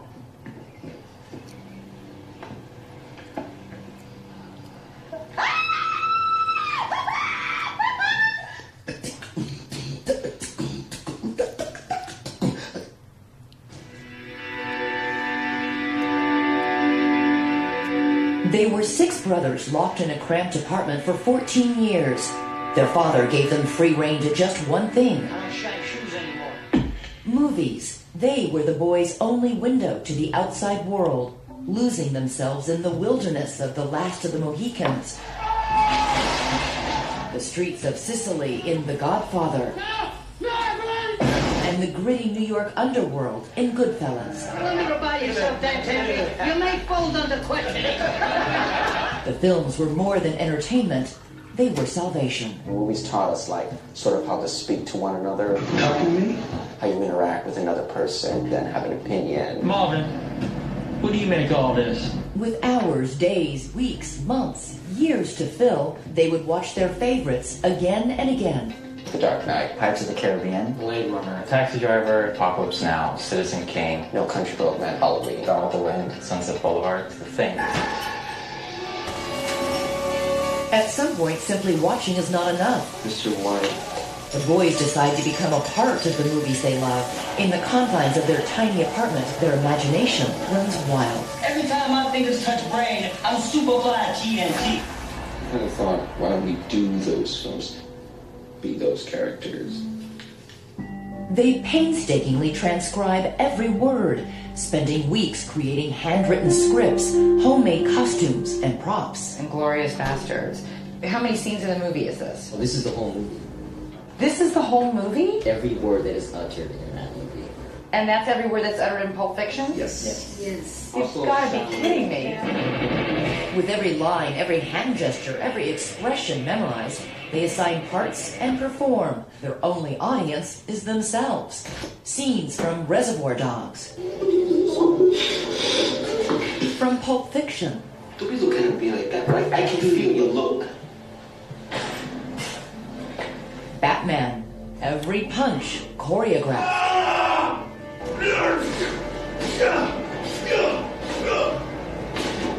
Mukunda is the main prop master, creating costumes from anything he can get his hands on. We got an oxygen tank from No Country for Old Men. Inside, if you want to feel that, that is little Milo tin cans. It's like a Raisin Bran or Quakers, and I would just tape it all together, get the shape, and just color all of it. That's great. When we do it, I have to get in the mind of the character to play Batman, because it's a responsibility, sort of. That sounds pathetic to some people, but to us and to our world, it is very personal.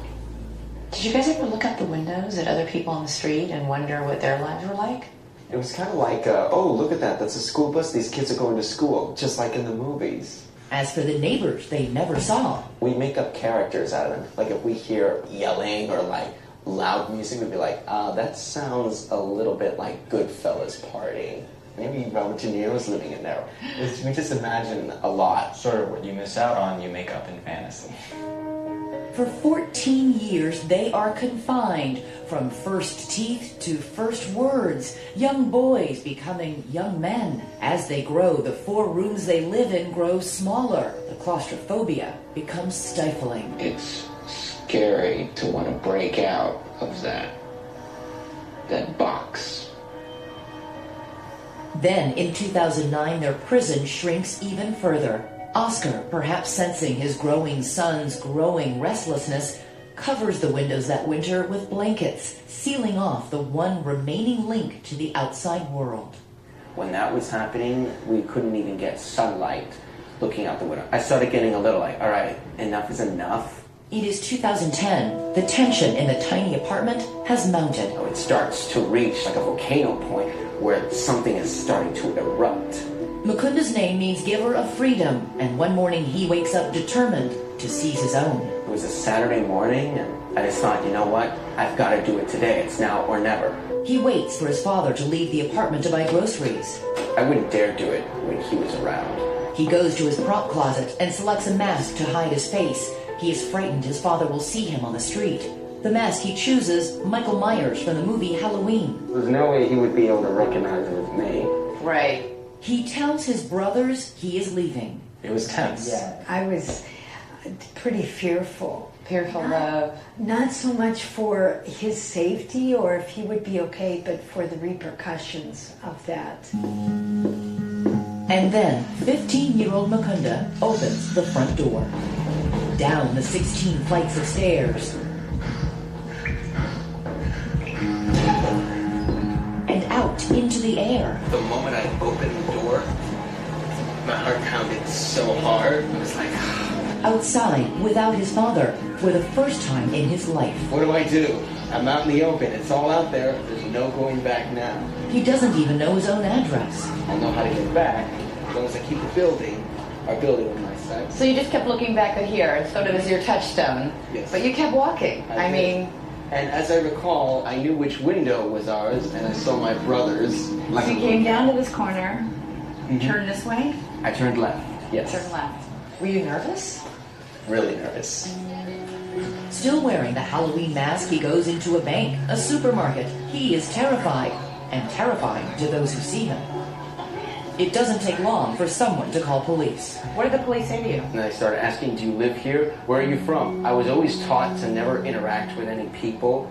So I didn't say anything to them. I didn't give them any information on me. Mukunda is escorted away in an ambulance. For most, a nightmare. For Mukunda, it's his first real-life adventure. I was in an ambulance for the first time. I was never in an ambulance. I was like, whoa, look at this. This is just like a movie set or something. I'm like, they got the siren on? This is pretty wild. Because Mukunda won't speak, police think he's unbalanced. They take him to Bellevue Hospital, the psychiatric ward. What was it like being in the hospital? Fun, I have to say. Fun? It was, because I interacted with, like, people for the first time. You weren't freaked out? Big thing. No, I was very curious. He spends a week at the hospital, and when he returns, there is a cataclysmic shift in the apartment. Oscar now knows he's no longer in control. Basically, it was that first walk down this first sidewalk that broke the spell, really, over the entire family, right? It is. A walk on Broom Street. Changed everything. Next, all the brothers discovering the outside world for the first time. It's like 3D, man. It's very fresh out here. And a chance encounter with a woman who will change their lives. It was like one kid, another kid, another kid, and all of a sudden it was 6 of them, and I ran after them. Stay with us.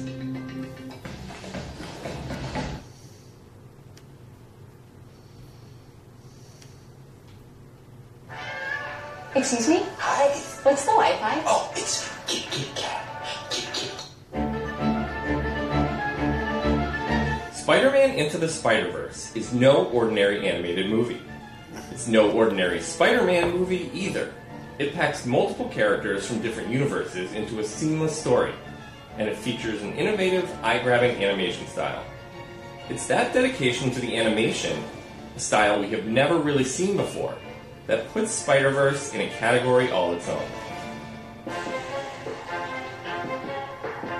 Let's start with a few jaw-dropping numbers about the production.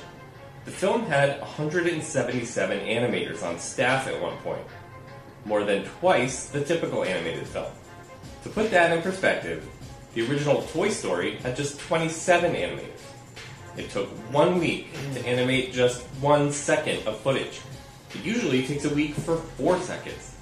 It actually took them 1 year to get just 10 seconds they were happy with. Very cool. And the total shot count on Spider-Verse is 2 to 3 times higher than other animated films. Each year, animated films seem to look more and more like real life. For Spider-Verse, instead of making the animation photorealistic, the creators wanted the movie to stand out on its own, as something new for viewers. Just as they were being introduced to a new Spider-Man in Miles Morales, while at the same time sticking as much as they could to traditional print comic book style. As head of character animation Josh Beveridge put it, don't emulate reality and don't make it a cartoon.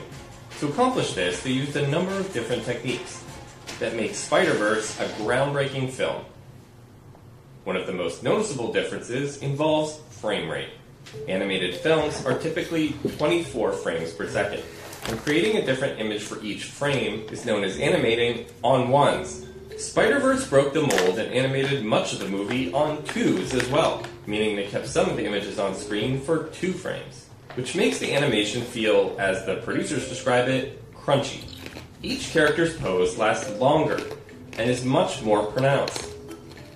Like here, when Prowler is chasing Miles through the alley. You can see examples of animating on twos in some of the original Disney films. The Spider-Verse animators alternated between on twos and on ones, depending on the nature of the scene. They could make Miles seem fast or skilled in some shots, on ones, and struggle in others, on twos. Sometimes he would be on twos, while other characters were on ones. When they're swinging through the forest, Miles is on twos because he's clumsy, while Peter B. Parker is on ones because he's more skilled. This subtly helped illustrate how Miles was slowly becoming more comfortable with his powers. Each character's detailed animation style helped to bring out his or her personality. Another major technique was how they chose not to use motion blur, a CGI trick which most new films use to soften a movement and make it seem more real. Instead, they used an old-school technique called a smear. This was used a lot in early cartoons to create the sense of motion. If you look at a single frame, you'll notice things like multiple limbs to create the illusion of movement. Here, Gwen is playing the drums. and you can see multiple hands and drumsticks.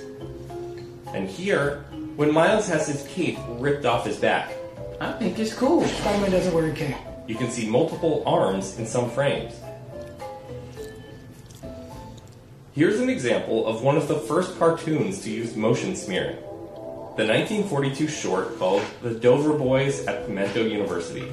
So those are some of the things they borrowed from older animated films, but there's plenty of new innovations too. Some things they borrowed from comic books, but we've never seen them in a movie. Basically, the entire movie is a comic book that moves. Co-director Phil Lord said, if you freeze any part of the movie at any time, it will look like an illustration with hand-drawn touches and all. There are even moments in the film when hand-drawn still images pop up in the shots to replace the computer animation. Like this shot, when Miles is running through the streets of New York and he leaps off a taxi. And they layered 2D ink lines on top of the 3D art to give the characters more of a hand-drawn look. If you look at a comic book, you may have noticed a common error, where the ink is misprinted. The filmmakers decided to use this misprint style in the film to create a depth of field, instead of blurring the background. When something is in focus, the colors align and are crisper. They used a technique called half-toning, which uses dots to create colors and gradients. Shadows were created with hatching, or crisscrossed lines. Legendary Marvel artist Jack Kirby was known for his abstract dots, or Kirby Crackle, which create the illusion of energy. The film references and uses the effect multiple times, when the portal opens and when Miles is spray painting. There are action lines to show movement, and they used comics' signature onomatopoeia, or words on the image, to frequently represent sounds and motion. Comic panels made out of webbing show montages and background action. Because there are 6 different spider people, they could also play with multiple animation styles in one film. They actually studied manga, Japanese comics, when designing the surface of the robot Spidey. Both Penny and Spider-Pig have exaggerated anime and cartoonish movements that stand out compared to Miles' world. CG supervisor Michael Lasker says Spider-Man Noir was the most stylized character, and was an extra challenge, since he was drawn in only black and white, but required detailed textures and shading. Hey, fellas. Is he in black and white? Where's that wind coming from? We're in a basement. Animator Nick Kondo tweeted that this one scene, involving all of the spider people, was the most technically challenging for him, taking 2 months to get right. What each spider person had in common was that they were always kept low to the ground, forming acute angles with their limbs. The attention to detail is everywhere. Backgrounds like New York City streets were studied closely to get them as accurate as possible. And if you look closely, you can find multiple Stan Lees inserted in certain frames. All of these techniques combine to make a movie that has stood out among not just the animated films of 2018, but perhaps of all time.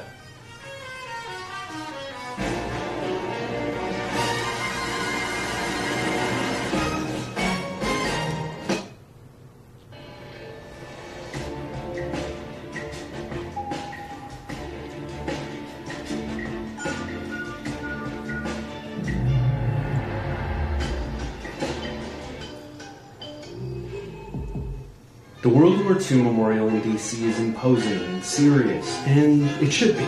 But it would be a mistake to forget the joke that helped keep GIs going. It was amazingly similar to a modern meme. And his name was Kilroy. Soldiers scrawled this face, and Kilroy was here all around the world. The joke was that Kilroy, peeking out, had been everywhere before the GIs got there. He greeted them in Okinawa and Casablanca, and in Sicily he cheered them to Berlin. Everywhere soldiers went, seeing unfamiliar landmarks and reading signs in languages they couldn't speak, they graffitied the same picture and signed the same name on every available surface. He was a joke, but he was also a kind of assurance, a hero who'd been there before and still made it out okay. We don't really know where Kilroy came from. The picture showed up around the world. In England, he was Mr. Chad, where he complained about skimpy rations. some point, that guy was mashed up with the phrase Kilroy was here. Who was Kilroy? The legends that a shipyard inspector named James J. Kilroy wrote Kilroy was here on all of his inspected work. Soldiers saw it and then turned it into a joke that showed up on bomber wings and became latrine literature. James Kilroy won a contest for being the real Kilroy, but Kilroy was bigger than him. There were rumors Stalin was spooked by Kilroy graffiti at Potsdam, and after the war he popped up in movies, whiskey ads, and really weird novelty songs. Kilroy was here. What a war, Kilroy! And even extra Hoover. I think she's quite a mover. Kilroy was here. Fine, Kilroy! Today, Kilroy's faded from bathroom walls. But if you go to the World War II Memorial, past a fountain you can't make wishes in, near an area that's closed for construction, you can peer through a fence and see that even in this place, Kilroy got here before you.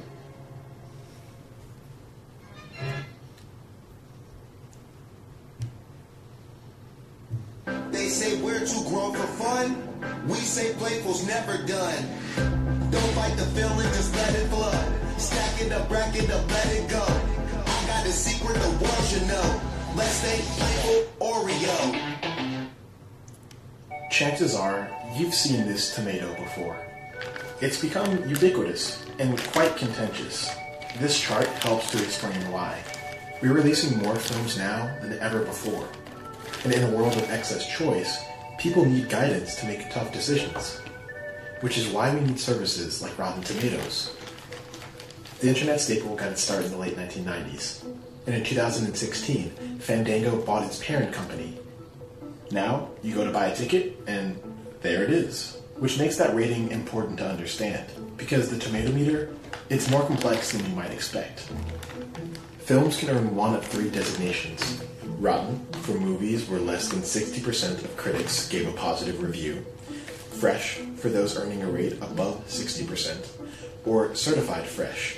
That's reserved for films that were reviewed 80 times, and 70% or more of the reviews are positive. 5 of those reviews need to be from top critics. Critics submit a review with their own rating, or sometimes Rotten Tomatoes asks the critic if it's positive. If it's borderline, Rotten Tomatoes usually says the review is fresh. Rotten Tomatoes depends on a small army of reviewers to make the meter work. There's about 3,000 critics that are counted right now, although not every critic reviews every film. So it's usually a few hundred per film. That's Alyssa Wilkinson. She's a staff film critic at Vox.com, which means that her reviews count toward the official tomato meter. But the nuance in Alyssa's writing is largely reduced to the rating you'll find near the top of her articles. Because Rotten Tomatoes uses a thumbs up, thumbs down method on everyone's reviews, it means that it kind of makes a vaguer statement of consensus, but we don't get a sense so much of people who have mixed ideas about a film. Look at these two films, Ridley Scott's Alien Covenant and Barry Jenkins's Moonlight. Both films are certified fresh, but the similarities end there. Alien was an underwhelming blockbuster sequel with a reported budget of $97 million. And Moonlight was an Oscar-winning drama from a fledgling director with a budget 1/24th the size of Alien's. Both films achieved the blanket consensus needed for the certified fresh badge. Alien finished with a tomato meter at 70%, toward the low end of the certified fresh spectrum. Moonlight received a 98% tomato meter, which means near total consensus. But Alien was rated 6.4 out of 10 on average, after Rotten Tomatoes converted critical star ratings, letter grades, and number scores to its 10-point scale. Moonlight, on the other hand, earned an average rating of 9 out of 10 per review. Most critics loved it, and they agreed with one another. So the two films earned the badge, but were qualitatively worlds apart. Here's another scenario. Both Christopher Nolan's Dunkirk and Jordan Peele's Get Out are highly rated and certified fresh. But according to the tomato meter, Get Out edges out Dunkirk by 6 percentage points. If you saw these scores on the Fandango purchase page, you might think that critics rated Get Out higher than Dunkirk. The Rotten Tomatoes pages for each film shows that Dunkirk earned a higher average rating per review. Dunkirk earned a lower tomato meter because there was less agreement among critics, more variance in the data. And when there's less consensus, the rating is lower. But a cute little tomato just can't give you all that information. Other rating systems try to circumvent these problems with their own methodology. Metacritic, the most visible aggregator aside from Rotten Tomatoes, is very subjective. It casts a much smaller net than Rotten Tomatoes, and generally does more interpretation and weighting in their scoring. Metacritic is also less transparent about their rating system than Rotten Tomatoes is. So, is there a one-size-fits-all killer method to get digestible and accurate reviews of film in a fraction of the time that it logically could take? Absolutely not. That's preposterous. The whole point of the tomato meter is to help you make a decision quickly. If you want context, you click, and then you read, or watch. And in a world of limited time and excess choice, we all benefit from a bit of guidance. Just make sure that you know how your guide is getting you there.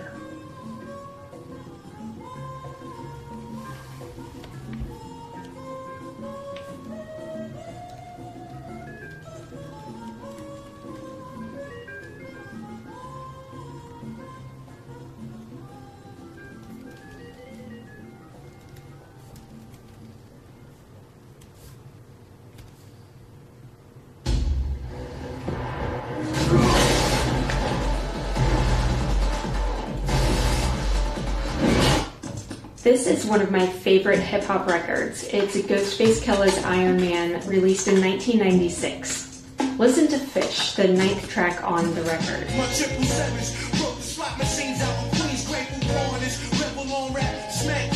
Yes, this archetypal Ghostface verse is cryptic, stream of consciousness, and in your face.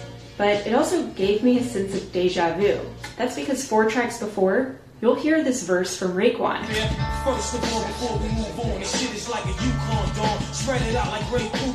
Wu-Tang must just love Grey Poupon. It makes sense, they rap about food a lot.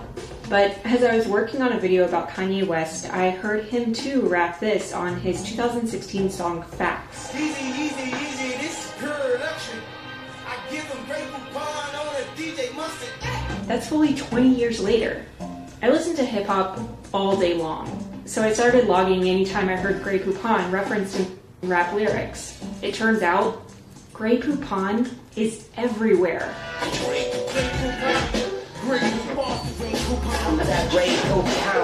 Why is this little jar of fancy mustard so ubiquitous in rap music?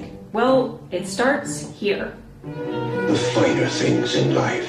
Happily, some are affordable, like Grey Poupon Dijon mustard. These ads started in 1981, and immediately they were a hit. When the first ad was tested in Seattle, the brand reportedly saw a 100% jump in sales. They tested it again in New England, and the same jump in sales happened, proving it wasn't a fluke. Previously, the brand had only ever used print advertising to appeal to an upper-class audience. But mustard was the condiment of the 80s, and Grey Poupon wanted a piece of the pie, even at a higher price point. A jar of Grey Poupon was nearly double the price of French's or Golden's. So in 1981, this ad aired, telling consumers across the US that Grey Poupon was gourmet and affordable, while the phrase, "Pardon me, would you have any Grey Poupon?" inserted itself into the American lexicon. Over the next 10 years, the campaign emphasized the mustard's affordability, while traveling on trains, planes, and yachts. This, of course, brings us to the early 90s, when Nabisco wanted to change up the campaign. I said to the client, you have a pretty memorable campaign here. You hardly spend any money at all. I think that you should not change the campaign, but we should just figure out a way to make it more approachable. That's Lee Garfinkel. He worked for the agency that made the ads. Yeah, so we came back with the idea of the guys kind of poking fun at each other. This is about the mustard again. Yes. Would you have some? Oh, since you're offering, yes, thank you, I would. They added a squeeze bottle to emphasize that Grey Poupon was a fancy mustard you could use every single day. And sales took off again. That same year, Das EFX, the influential East Coast hip-hop duo, began recording their debut album, Dead Serious. Das EFX are the ones who crammed multiple syllables in a bar by adding iggity at the end of words.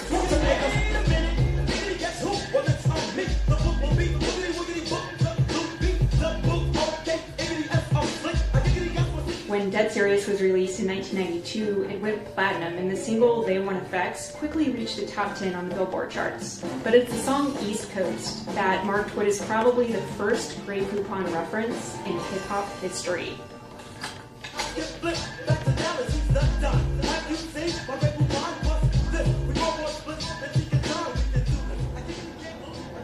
Within that same month, Wayne's World premiered. Pardon me, do you have any Grey Poupon? By the spring of 1992, this glass jar of bougie white wine mustard spread across the pop culture landscape and started one of the weirdest trends in hip-hop music. But no, I ain't got no Grey Poupon.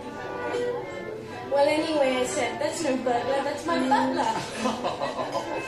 Mr. Rockefeller, let me in on the gossip. I heard you and Mr. Getty are getting into rap music or something. Yeah, so we have this thing we do with our voices. This chart shows the rise of Grey Poupon in recorded music from 1992 to 2016. And it reveals something really interesting about how words are used in hip-hop culture. This particular brand of Dijon mustard has been referenced a lot in rap music. I've used it a bunch. It comes up in freestyles all the time. That's rapper Open Mike Eagle. And I think in this particular phrase, there's a couple reasons for it. In one aspect, I think it's just how convenient of a rhyme it is. And it rhymes with coupon, and neutron, and futon, and all these things that are kind of around. 26 and I done lived a lifetime a few times. From futons to Grey Poupons. In church trying to get a little savings, yeah, coupon. I split that A1 every day, I'm hitting new primes. Out of the 118 songs mentioning the mustard, the most common rhyming word is coupon, with 20, followed by futon and crouton. I got the Grey Poupon you've been on, cause all beat return well done for letting me on. The dawn, smell the dawn on my breath, that's a... Not only is Grey Poupon a good rhyming word, it also represented something. Hip-hop has always kind of had this obsession with status symbols. If you have money, you have Grey Poupon. You don't have French's mustard. It's just, I think this is a very effective commercial in that way.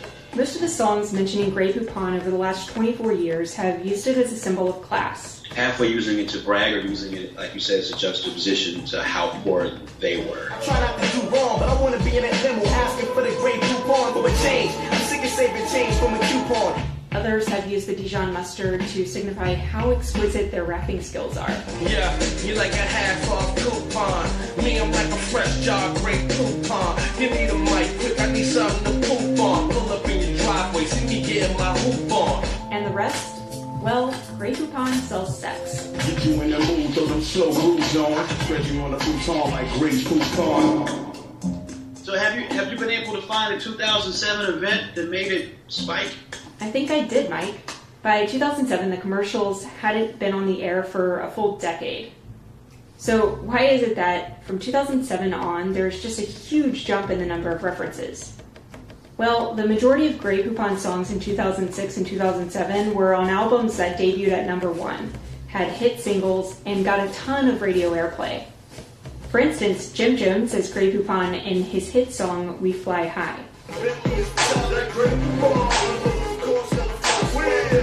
The track took off in late 2006 when the New York Giants' Michael Strahan started celebrating sacks with a jump shot, which was a reference to the song. By 2007, kids in dance clubs across the country were jump shotting every time Fallin' was sung.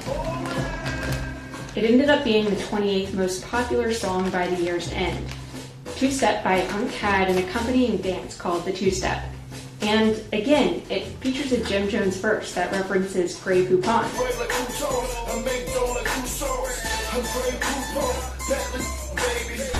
The same year produced Show It To Me by T.I. with a Nelly verse. That album debuted at #1. And boom, off of what is probably Lil Wayne's greatest mixtape, To Drop 3. I got more clips than any movie you saw. I pull up on you like I need some Grey Poupon.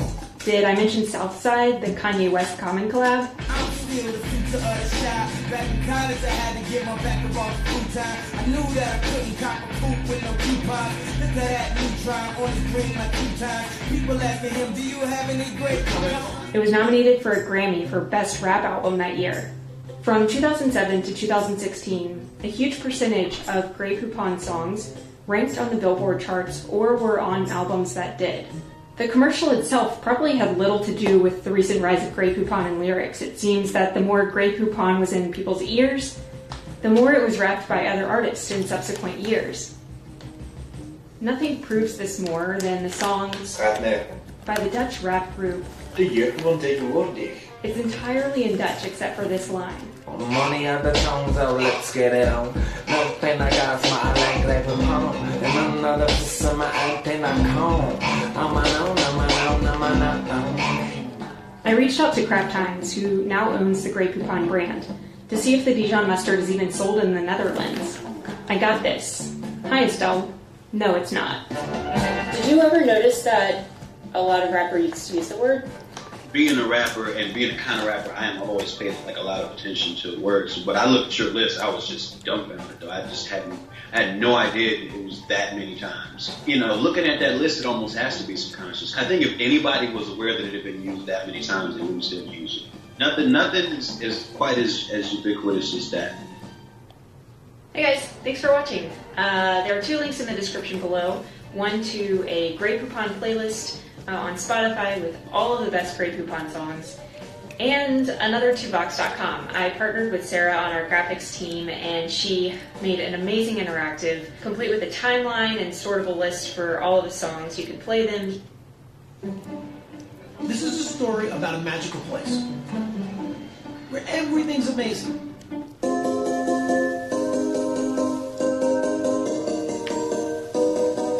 Behind that red door lies my studio. I have been in this studio for the better part of 2013 to 19, somewhere between 15 and 16 years. Every single square inch of every wall and floor and ceiling of this studio tells a story. Not even looking. These don't tell a story. These dominoes, for example. Remember that video I made a few years ago about the hours in my day? I made them with these.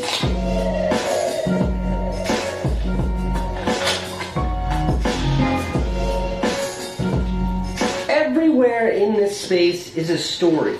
Every single one of these pictures and posters and drawings and everything on the wall, it's a prop from one of my movies. Those were the original poster ideas for my HBO show from 2010. So why am I bringing this up now? Well, I've been in New York City for 18 years, and the truth is my days here are numbered. I've been talking about it forever, but the family, we're inching closer to leaving the city once and for all. And as I think about that, I'm struggling to figure out how to say goodbye to this space without having to say goodbye to all of the stories and all of the history in this space. What kind of a psychopath has camera battery chargers like that? There's a story there. See this wall? It used to look like this. And this part of the studio used to look like this.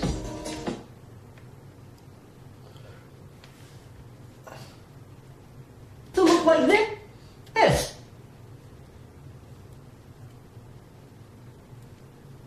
Like that. There's a story there. See this wall? It used to look like this. And this part of the studio used to look like this. And this?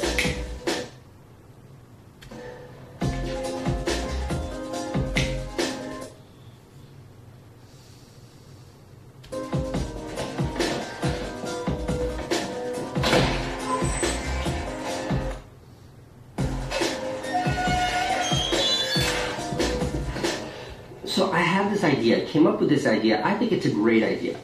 Here goes. Why don't I make a book about this studio? And when I say book, I don't mean a book like this. I don't mean a book that's, you know, words. I mean a book like this. This is one of my favorites. A book that's mostly pictures. Honestly, why do I even have this Justin Bieber book? A book that's mostly pictures. And along with the pictures are little tiny stories that give context to the photos. Picture like a hardcover, like a coffee table book about the history, like the 13-year history of my studio. A coffee table book about the history, like the 13-year history of my studio. Because I have all the documentation and photos that go all the way back, that tell the whole history of this space. And it wouldn't just be a story of the physical space, but of the people too. Like way back, like we used to have these contests where we'd see how far we could swing, where we could swing and jump off of those rings.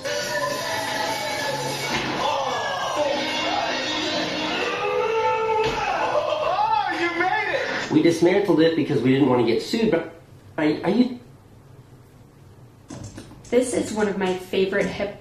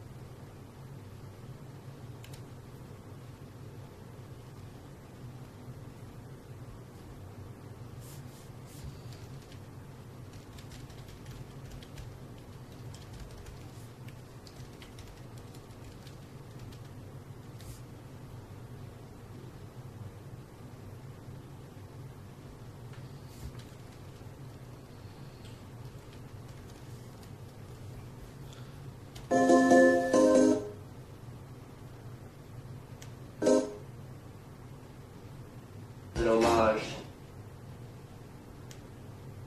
If I want to make a video, I gotta put it on YouTube. Rings. Oh, you made it! We dismantled it because we didn't want to get sued, but I used to have a half pipe in here.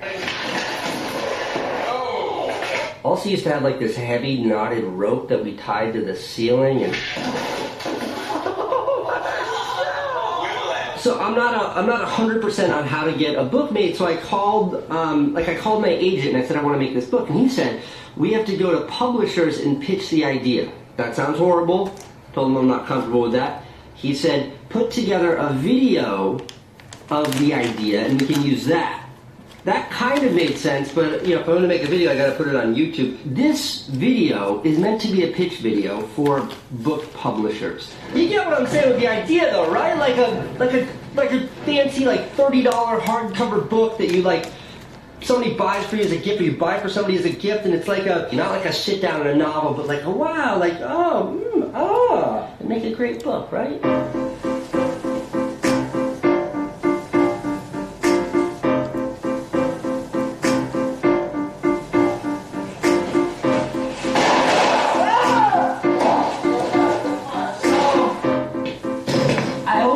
See the potential of my coffee table book idea. If you're a book publisher and you think this is a good idea, call Ben Davis at WME and tell him, hey Ben, we'd like to make Casey's coffee table book.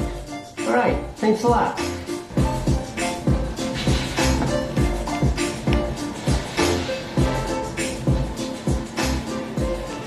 This is snow. This is snow because it's freezing cold out in New York City. I'm gonna do a throwback, back to warmer, better times.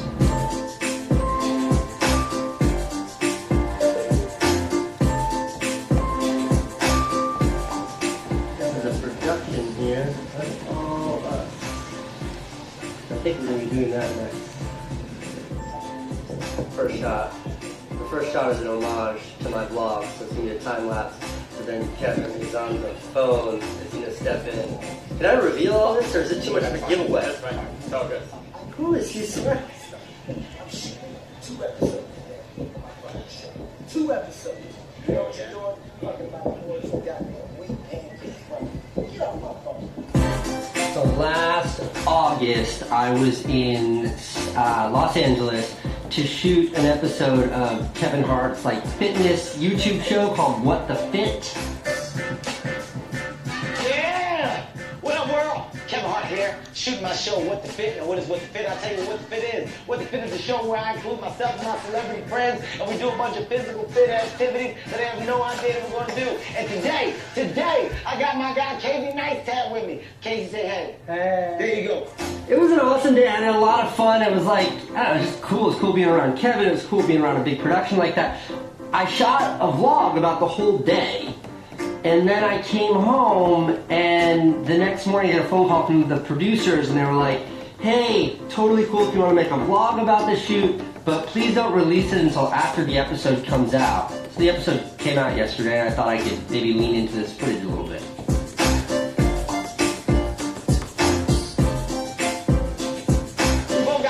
History. Granted, I got fired because I let a kid drown. That's a long story. He didn't die. He did not die. Kevin's a comedian. When he said I used to be a lifeguard until I got fired because someone almost drowned, I thought that was a joke, but he just kept saying it, and then he eventually told me the story, and it's totally true.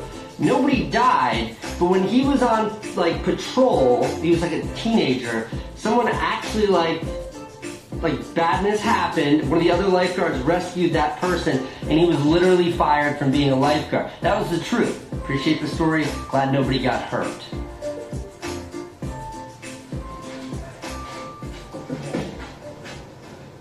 Getting changed. Put on my lifeguard gear. Hey, what about my microphone? So once you put that on, we'll reset you. I'm gonna redo. Thank you, buddy. Okay. You go ahead and set up, and I'll grab you shortly. Good. All right, Casey, here we go on 3. 1, 2, 3. You got it, Casey. Don't forget to wrap that can around your shoulder. I got it! Wrap the can! No, you're going to trip. You're going to trip. High knees, look at that. And hold it. Okay, what you don't see in that moment when I jumped in the water is that I lost my hat and I found my hat, but I also lost my glasses. And in the next couple of scenes, I don't have on glasses. No glasses. You can do some beach patrolling. Oh, yeah. Does this car have like a loudspeaker, like a PA system? And what had happened was, like, they were gone into the ocean, and I was kind of like, ugh, and I just gave up on them. I remember, like, one of the producers being like, how are we going to shoot the rest of the show now? You don't have glasses. Not a big deal, just do it without glasses. And then, like, you'll notice I'm in the car, and all of a sudden... So we're en route.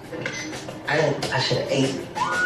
So while we're shooting that funny scene in the truck, which is like 30 seconds in the video, but we were in that truck for like an hour and a half, one of the lifeguards, pretty sure it was one of the lifeguards, comes running over the truck and is like, Casey, I found your glasses.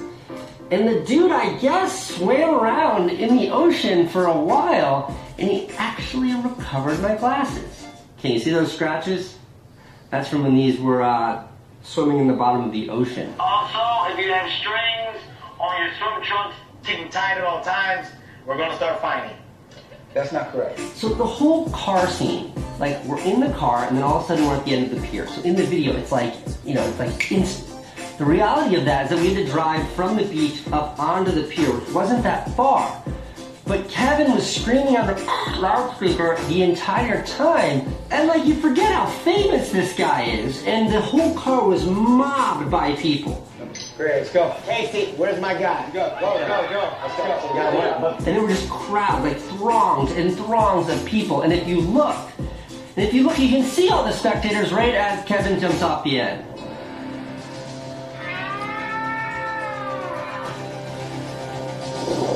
So it was a super fun day. It was a really fun experience for me. I think the biggest takeaway of that whole day for me was when I watched this episode back, it's 15 minutes for the What the Fit episode, it really kind of feels like a seamless, like, quick, easy piece of cake shoot. When in reality, like, the behind the scenes of this, there was a crew of well over 100 people on that, like major cameramen everywhere, still photographers. Look at this. Look at this camera cluster here.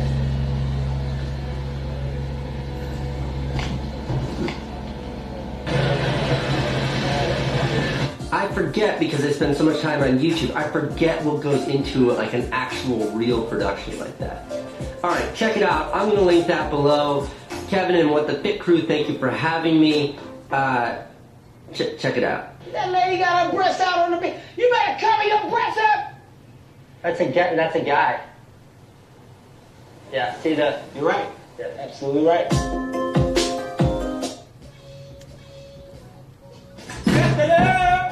So I'm a couple of days ahead of footage. I know. Sue me. What are you gonna do, okay? First time ever, I managed to work... So I'm a couple of days ahead of footage. I know. Sue me. What are you gonna do, okay? First time ever, I managed to work ahead. But it looks like this is finally it. The sub gap is less than 4,000. Which means by the time this video goes up, T-Series will have passed me. I know, you're crying right now. I know you are, because it has already happened. Oh God, it's moving fast. Okay, this is literally a sinking ship here, guys. We need to have a good life. We need to have a good scrap that. The Let's first go. time I found this channel, I watched the first video. I'm like, oh, that's pretty. There's the. Then I would click the next one. I'm like, I wonder what's gonna happen this time. This time. Oh. Here it goes. Oh wow. Oh. Wow, it looks so real. Wait, watch this one. Why are you laughing at this? There's multiple channels. There's multiple channels? Dog gets hit by a car and walks away. I wonder what happens. I wonder if he. Oh.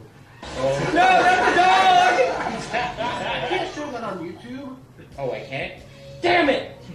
Oh well, T-Series is already passed. It doesn't matter. Nothing matters. Life doesn't matter. What are you gonna do? Cry? Cry. Huh? Gonna piss your pants, Maybe I am. Maybe I am. And I am doing that. just like those bankers on Wall Street. Yeah. The top 1%. Just is like those stealing fucking all the idiots. piss and come from middle class working people. You goddamn right. You Gonna got. cry. Yeah, I am. I mean, I'm not. I'm not crying. No one is going to hand us the agenda we voted for. We must fight for it. They're not giving it to us. They make it very hard. They have these witch hunts. They have all nonsense. And you know what? People are wise to it. And that's why our poll numbers are so high. Because they get it. It's all. Just kidding. Okay, Jesus Christ. No, I don't need this right now. I need a good laugh. Come on. I don't even care about my health bar. I don't even care if I die. I'm gonna laugh because I need it. Okay, here we go. God damn it! Oh, Ricardo. He could possibly be the only one that can save us. Except we already lost, so we can't. I can't do this. It hurts too much. Hey, look, it's my channel. Before T-Series took over. No! Not any more feels? Oh, no. I can't. You laugh, you feel. I hate me so hard. Give me a good laugh. Please. They say laugh can cure any cancer. Let's make it happen, guys. Come on.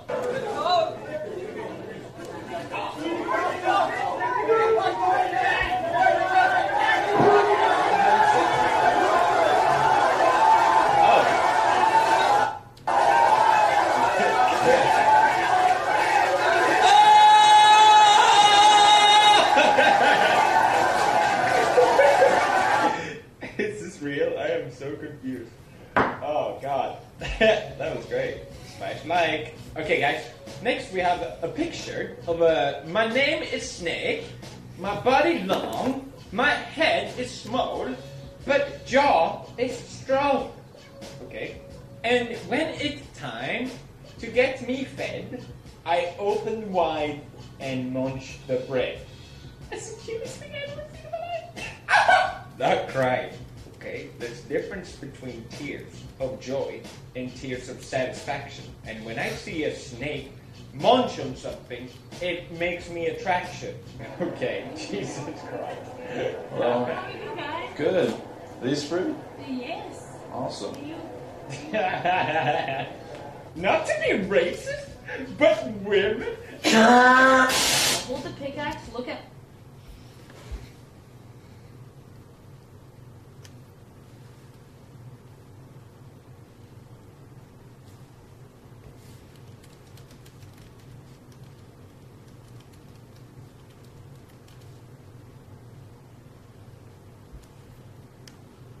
Lava, push Q. Oh God, no.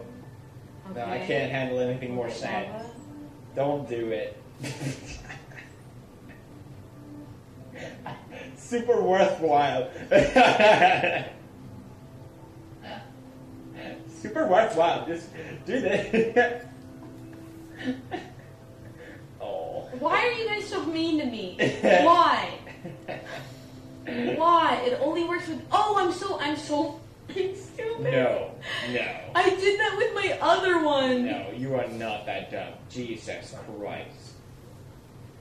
Oh my god, that is disturbingly stupid. What would you say is a perfect man? Perfect man. This is one of the harshest places on the planet. By switching your search engine to Ecosia, you can transform landscapes like this into this. Probably one that lasts longer than 5 minutes.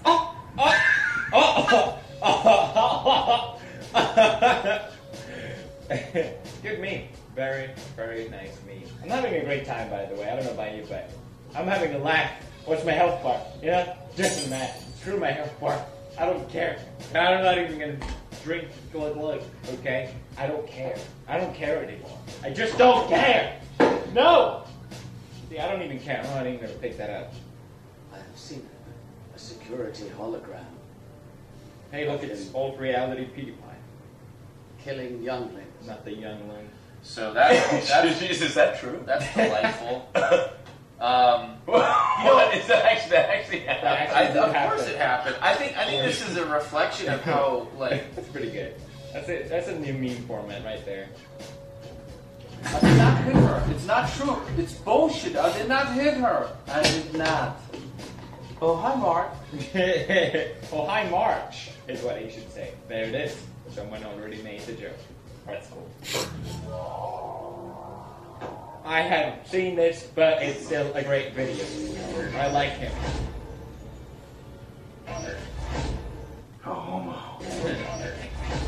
Thanos not gay, everyone. Can we have it in the comments, please? Thanos ain't gay. What am I saying?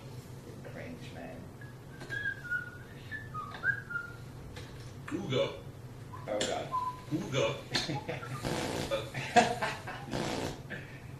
I've been in my knees. Let's add another joke. Add another joke, quick. I love the way you love me.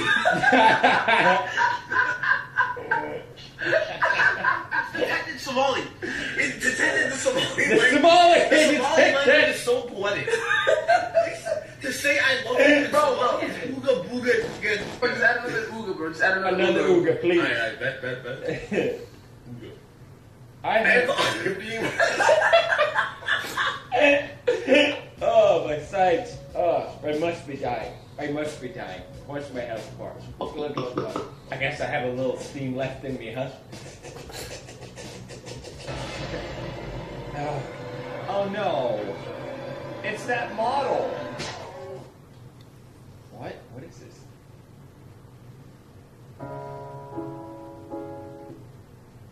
Would you like to turn this into this?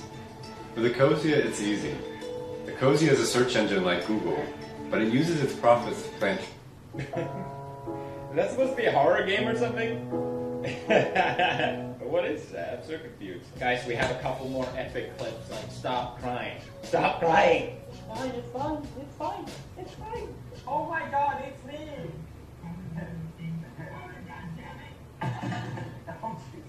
Oh god, are they gonna add another layer? I expect when I ask for a freaking bro thing.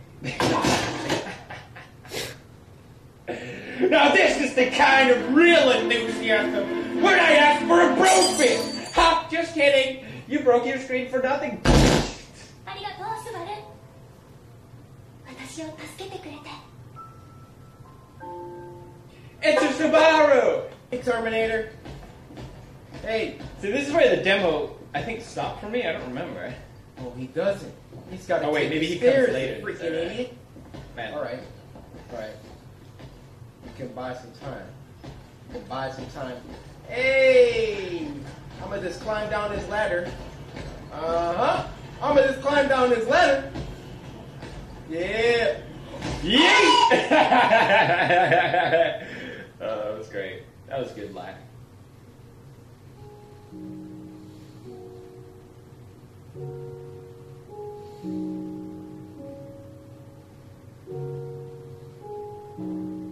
Hey, look, it's diamonds. That's nice.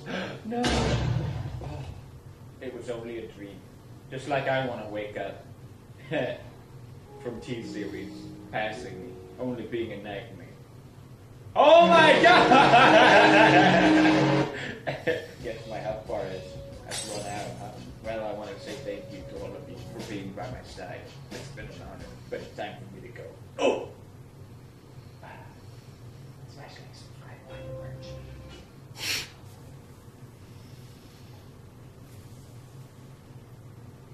merch. Tuber Simulator is now so relevant that it...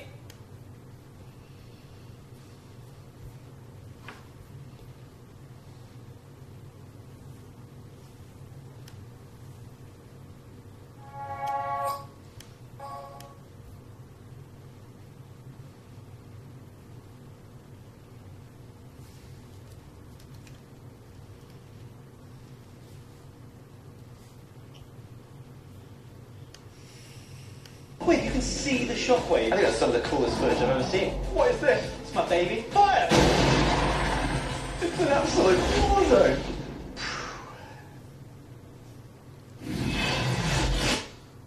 We're going right, pull back, right stick. Yeah. Pull forward, reverse.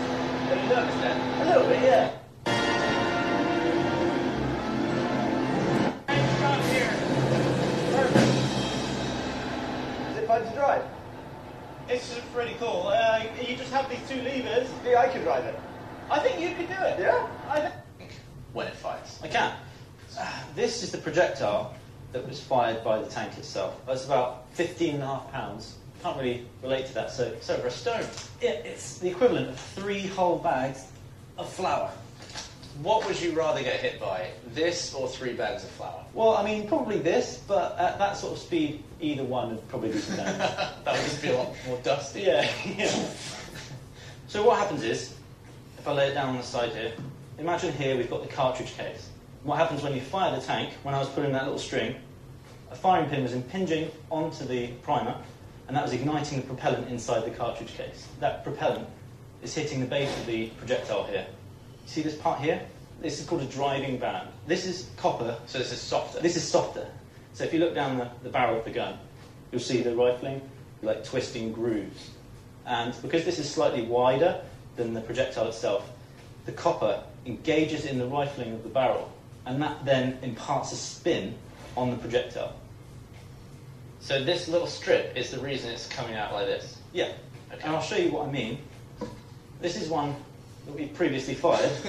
Can you guess which one has been fired? Yeah, we dug this out of the ground, and you can actually see these individual grooves here are the copper that have gone through the rifling there. This engages in the teeth of the barrel and then causes the projectile to spin when it comes out. Every 10 inches it travels, it's done a complete rotation. So to clearly illustrate what I'm talking about, we can just see the footage. So this is my favourite shot.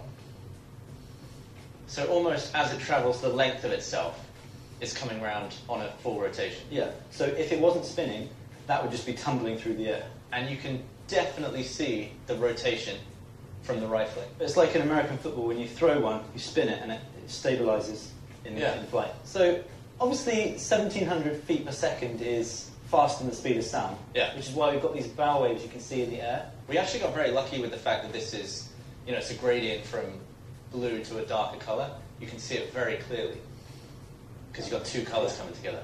Which I've never seen before with naked eye, obviously. That's very cool. Holding it, and it's so dense, it's like, wow, that is seriously damaging. Well, that one was £15, but the one we fired from the 152mm D20, hold this. There you go. Yeah. That's a lot heavier. It's about half your weight, I think. This shell actually comes out really fast, even though the way it defeats armour is very different. This used the power and speed to penetrate the armour, whereas this has an explosive charge in it, which is what damages it, that used a completely different method to penetrate the tanks. And we actually found some of the remnants. We did. We dug this out of the earth bank at the back. So this is R1. Yeah. Just crumpled. You have the force that has to do that. It's mental. Well, thank you very much, Dan, for teaching me a lot about how tanks work. My pleasure. Well, hopefully you enjoyed the app.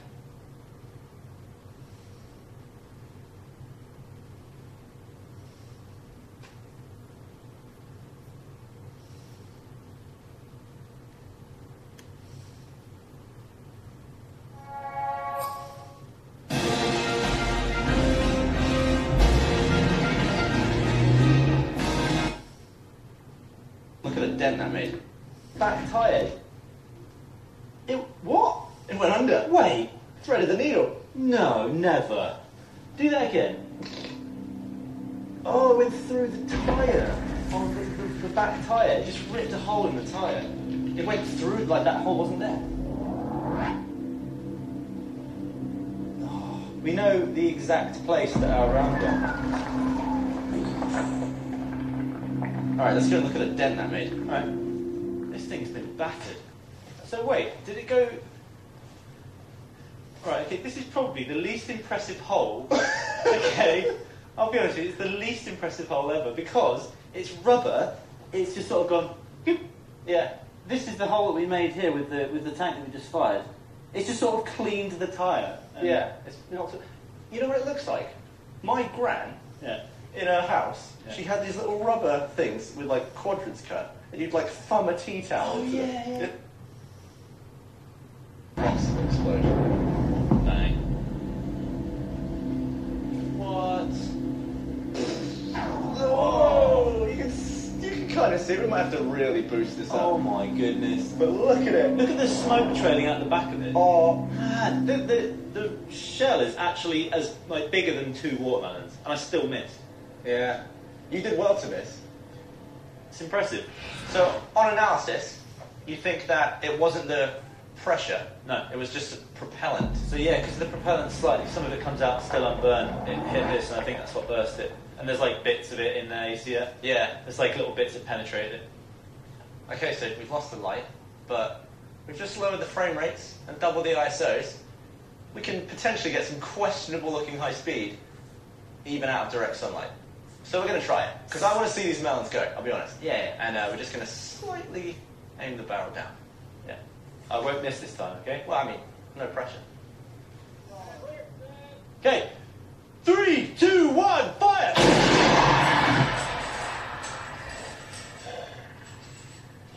Did you hear that?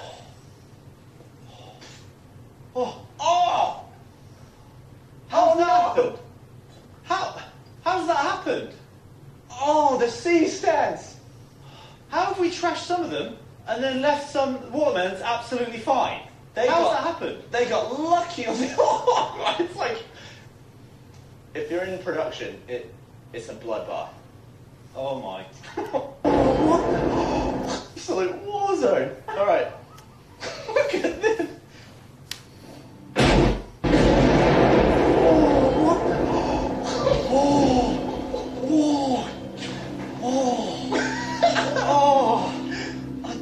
A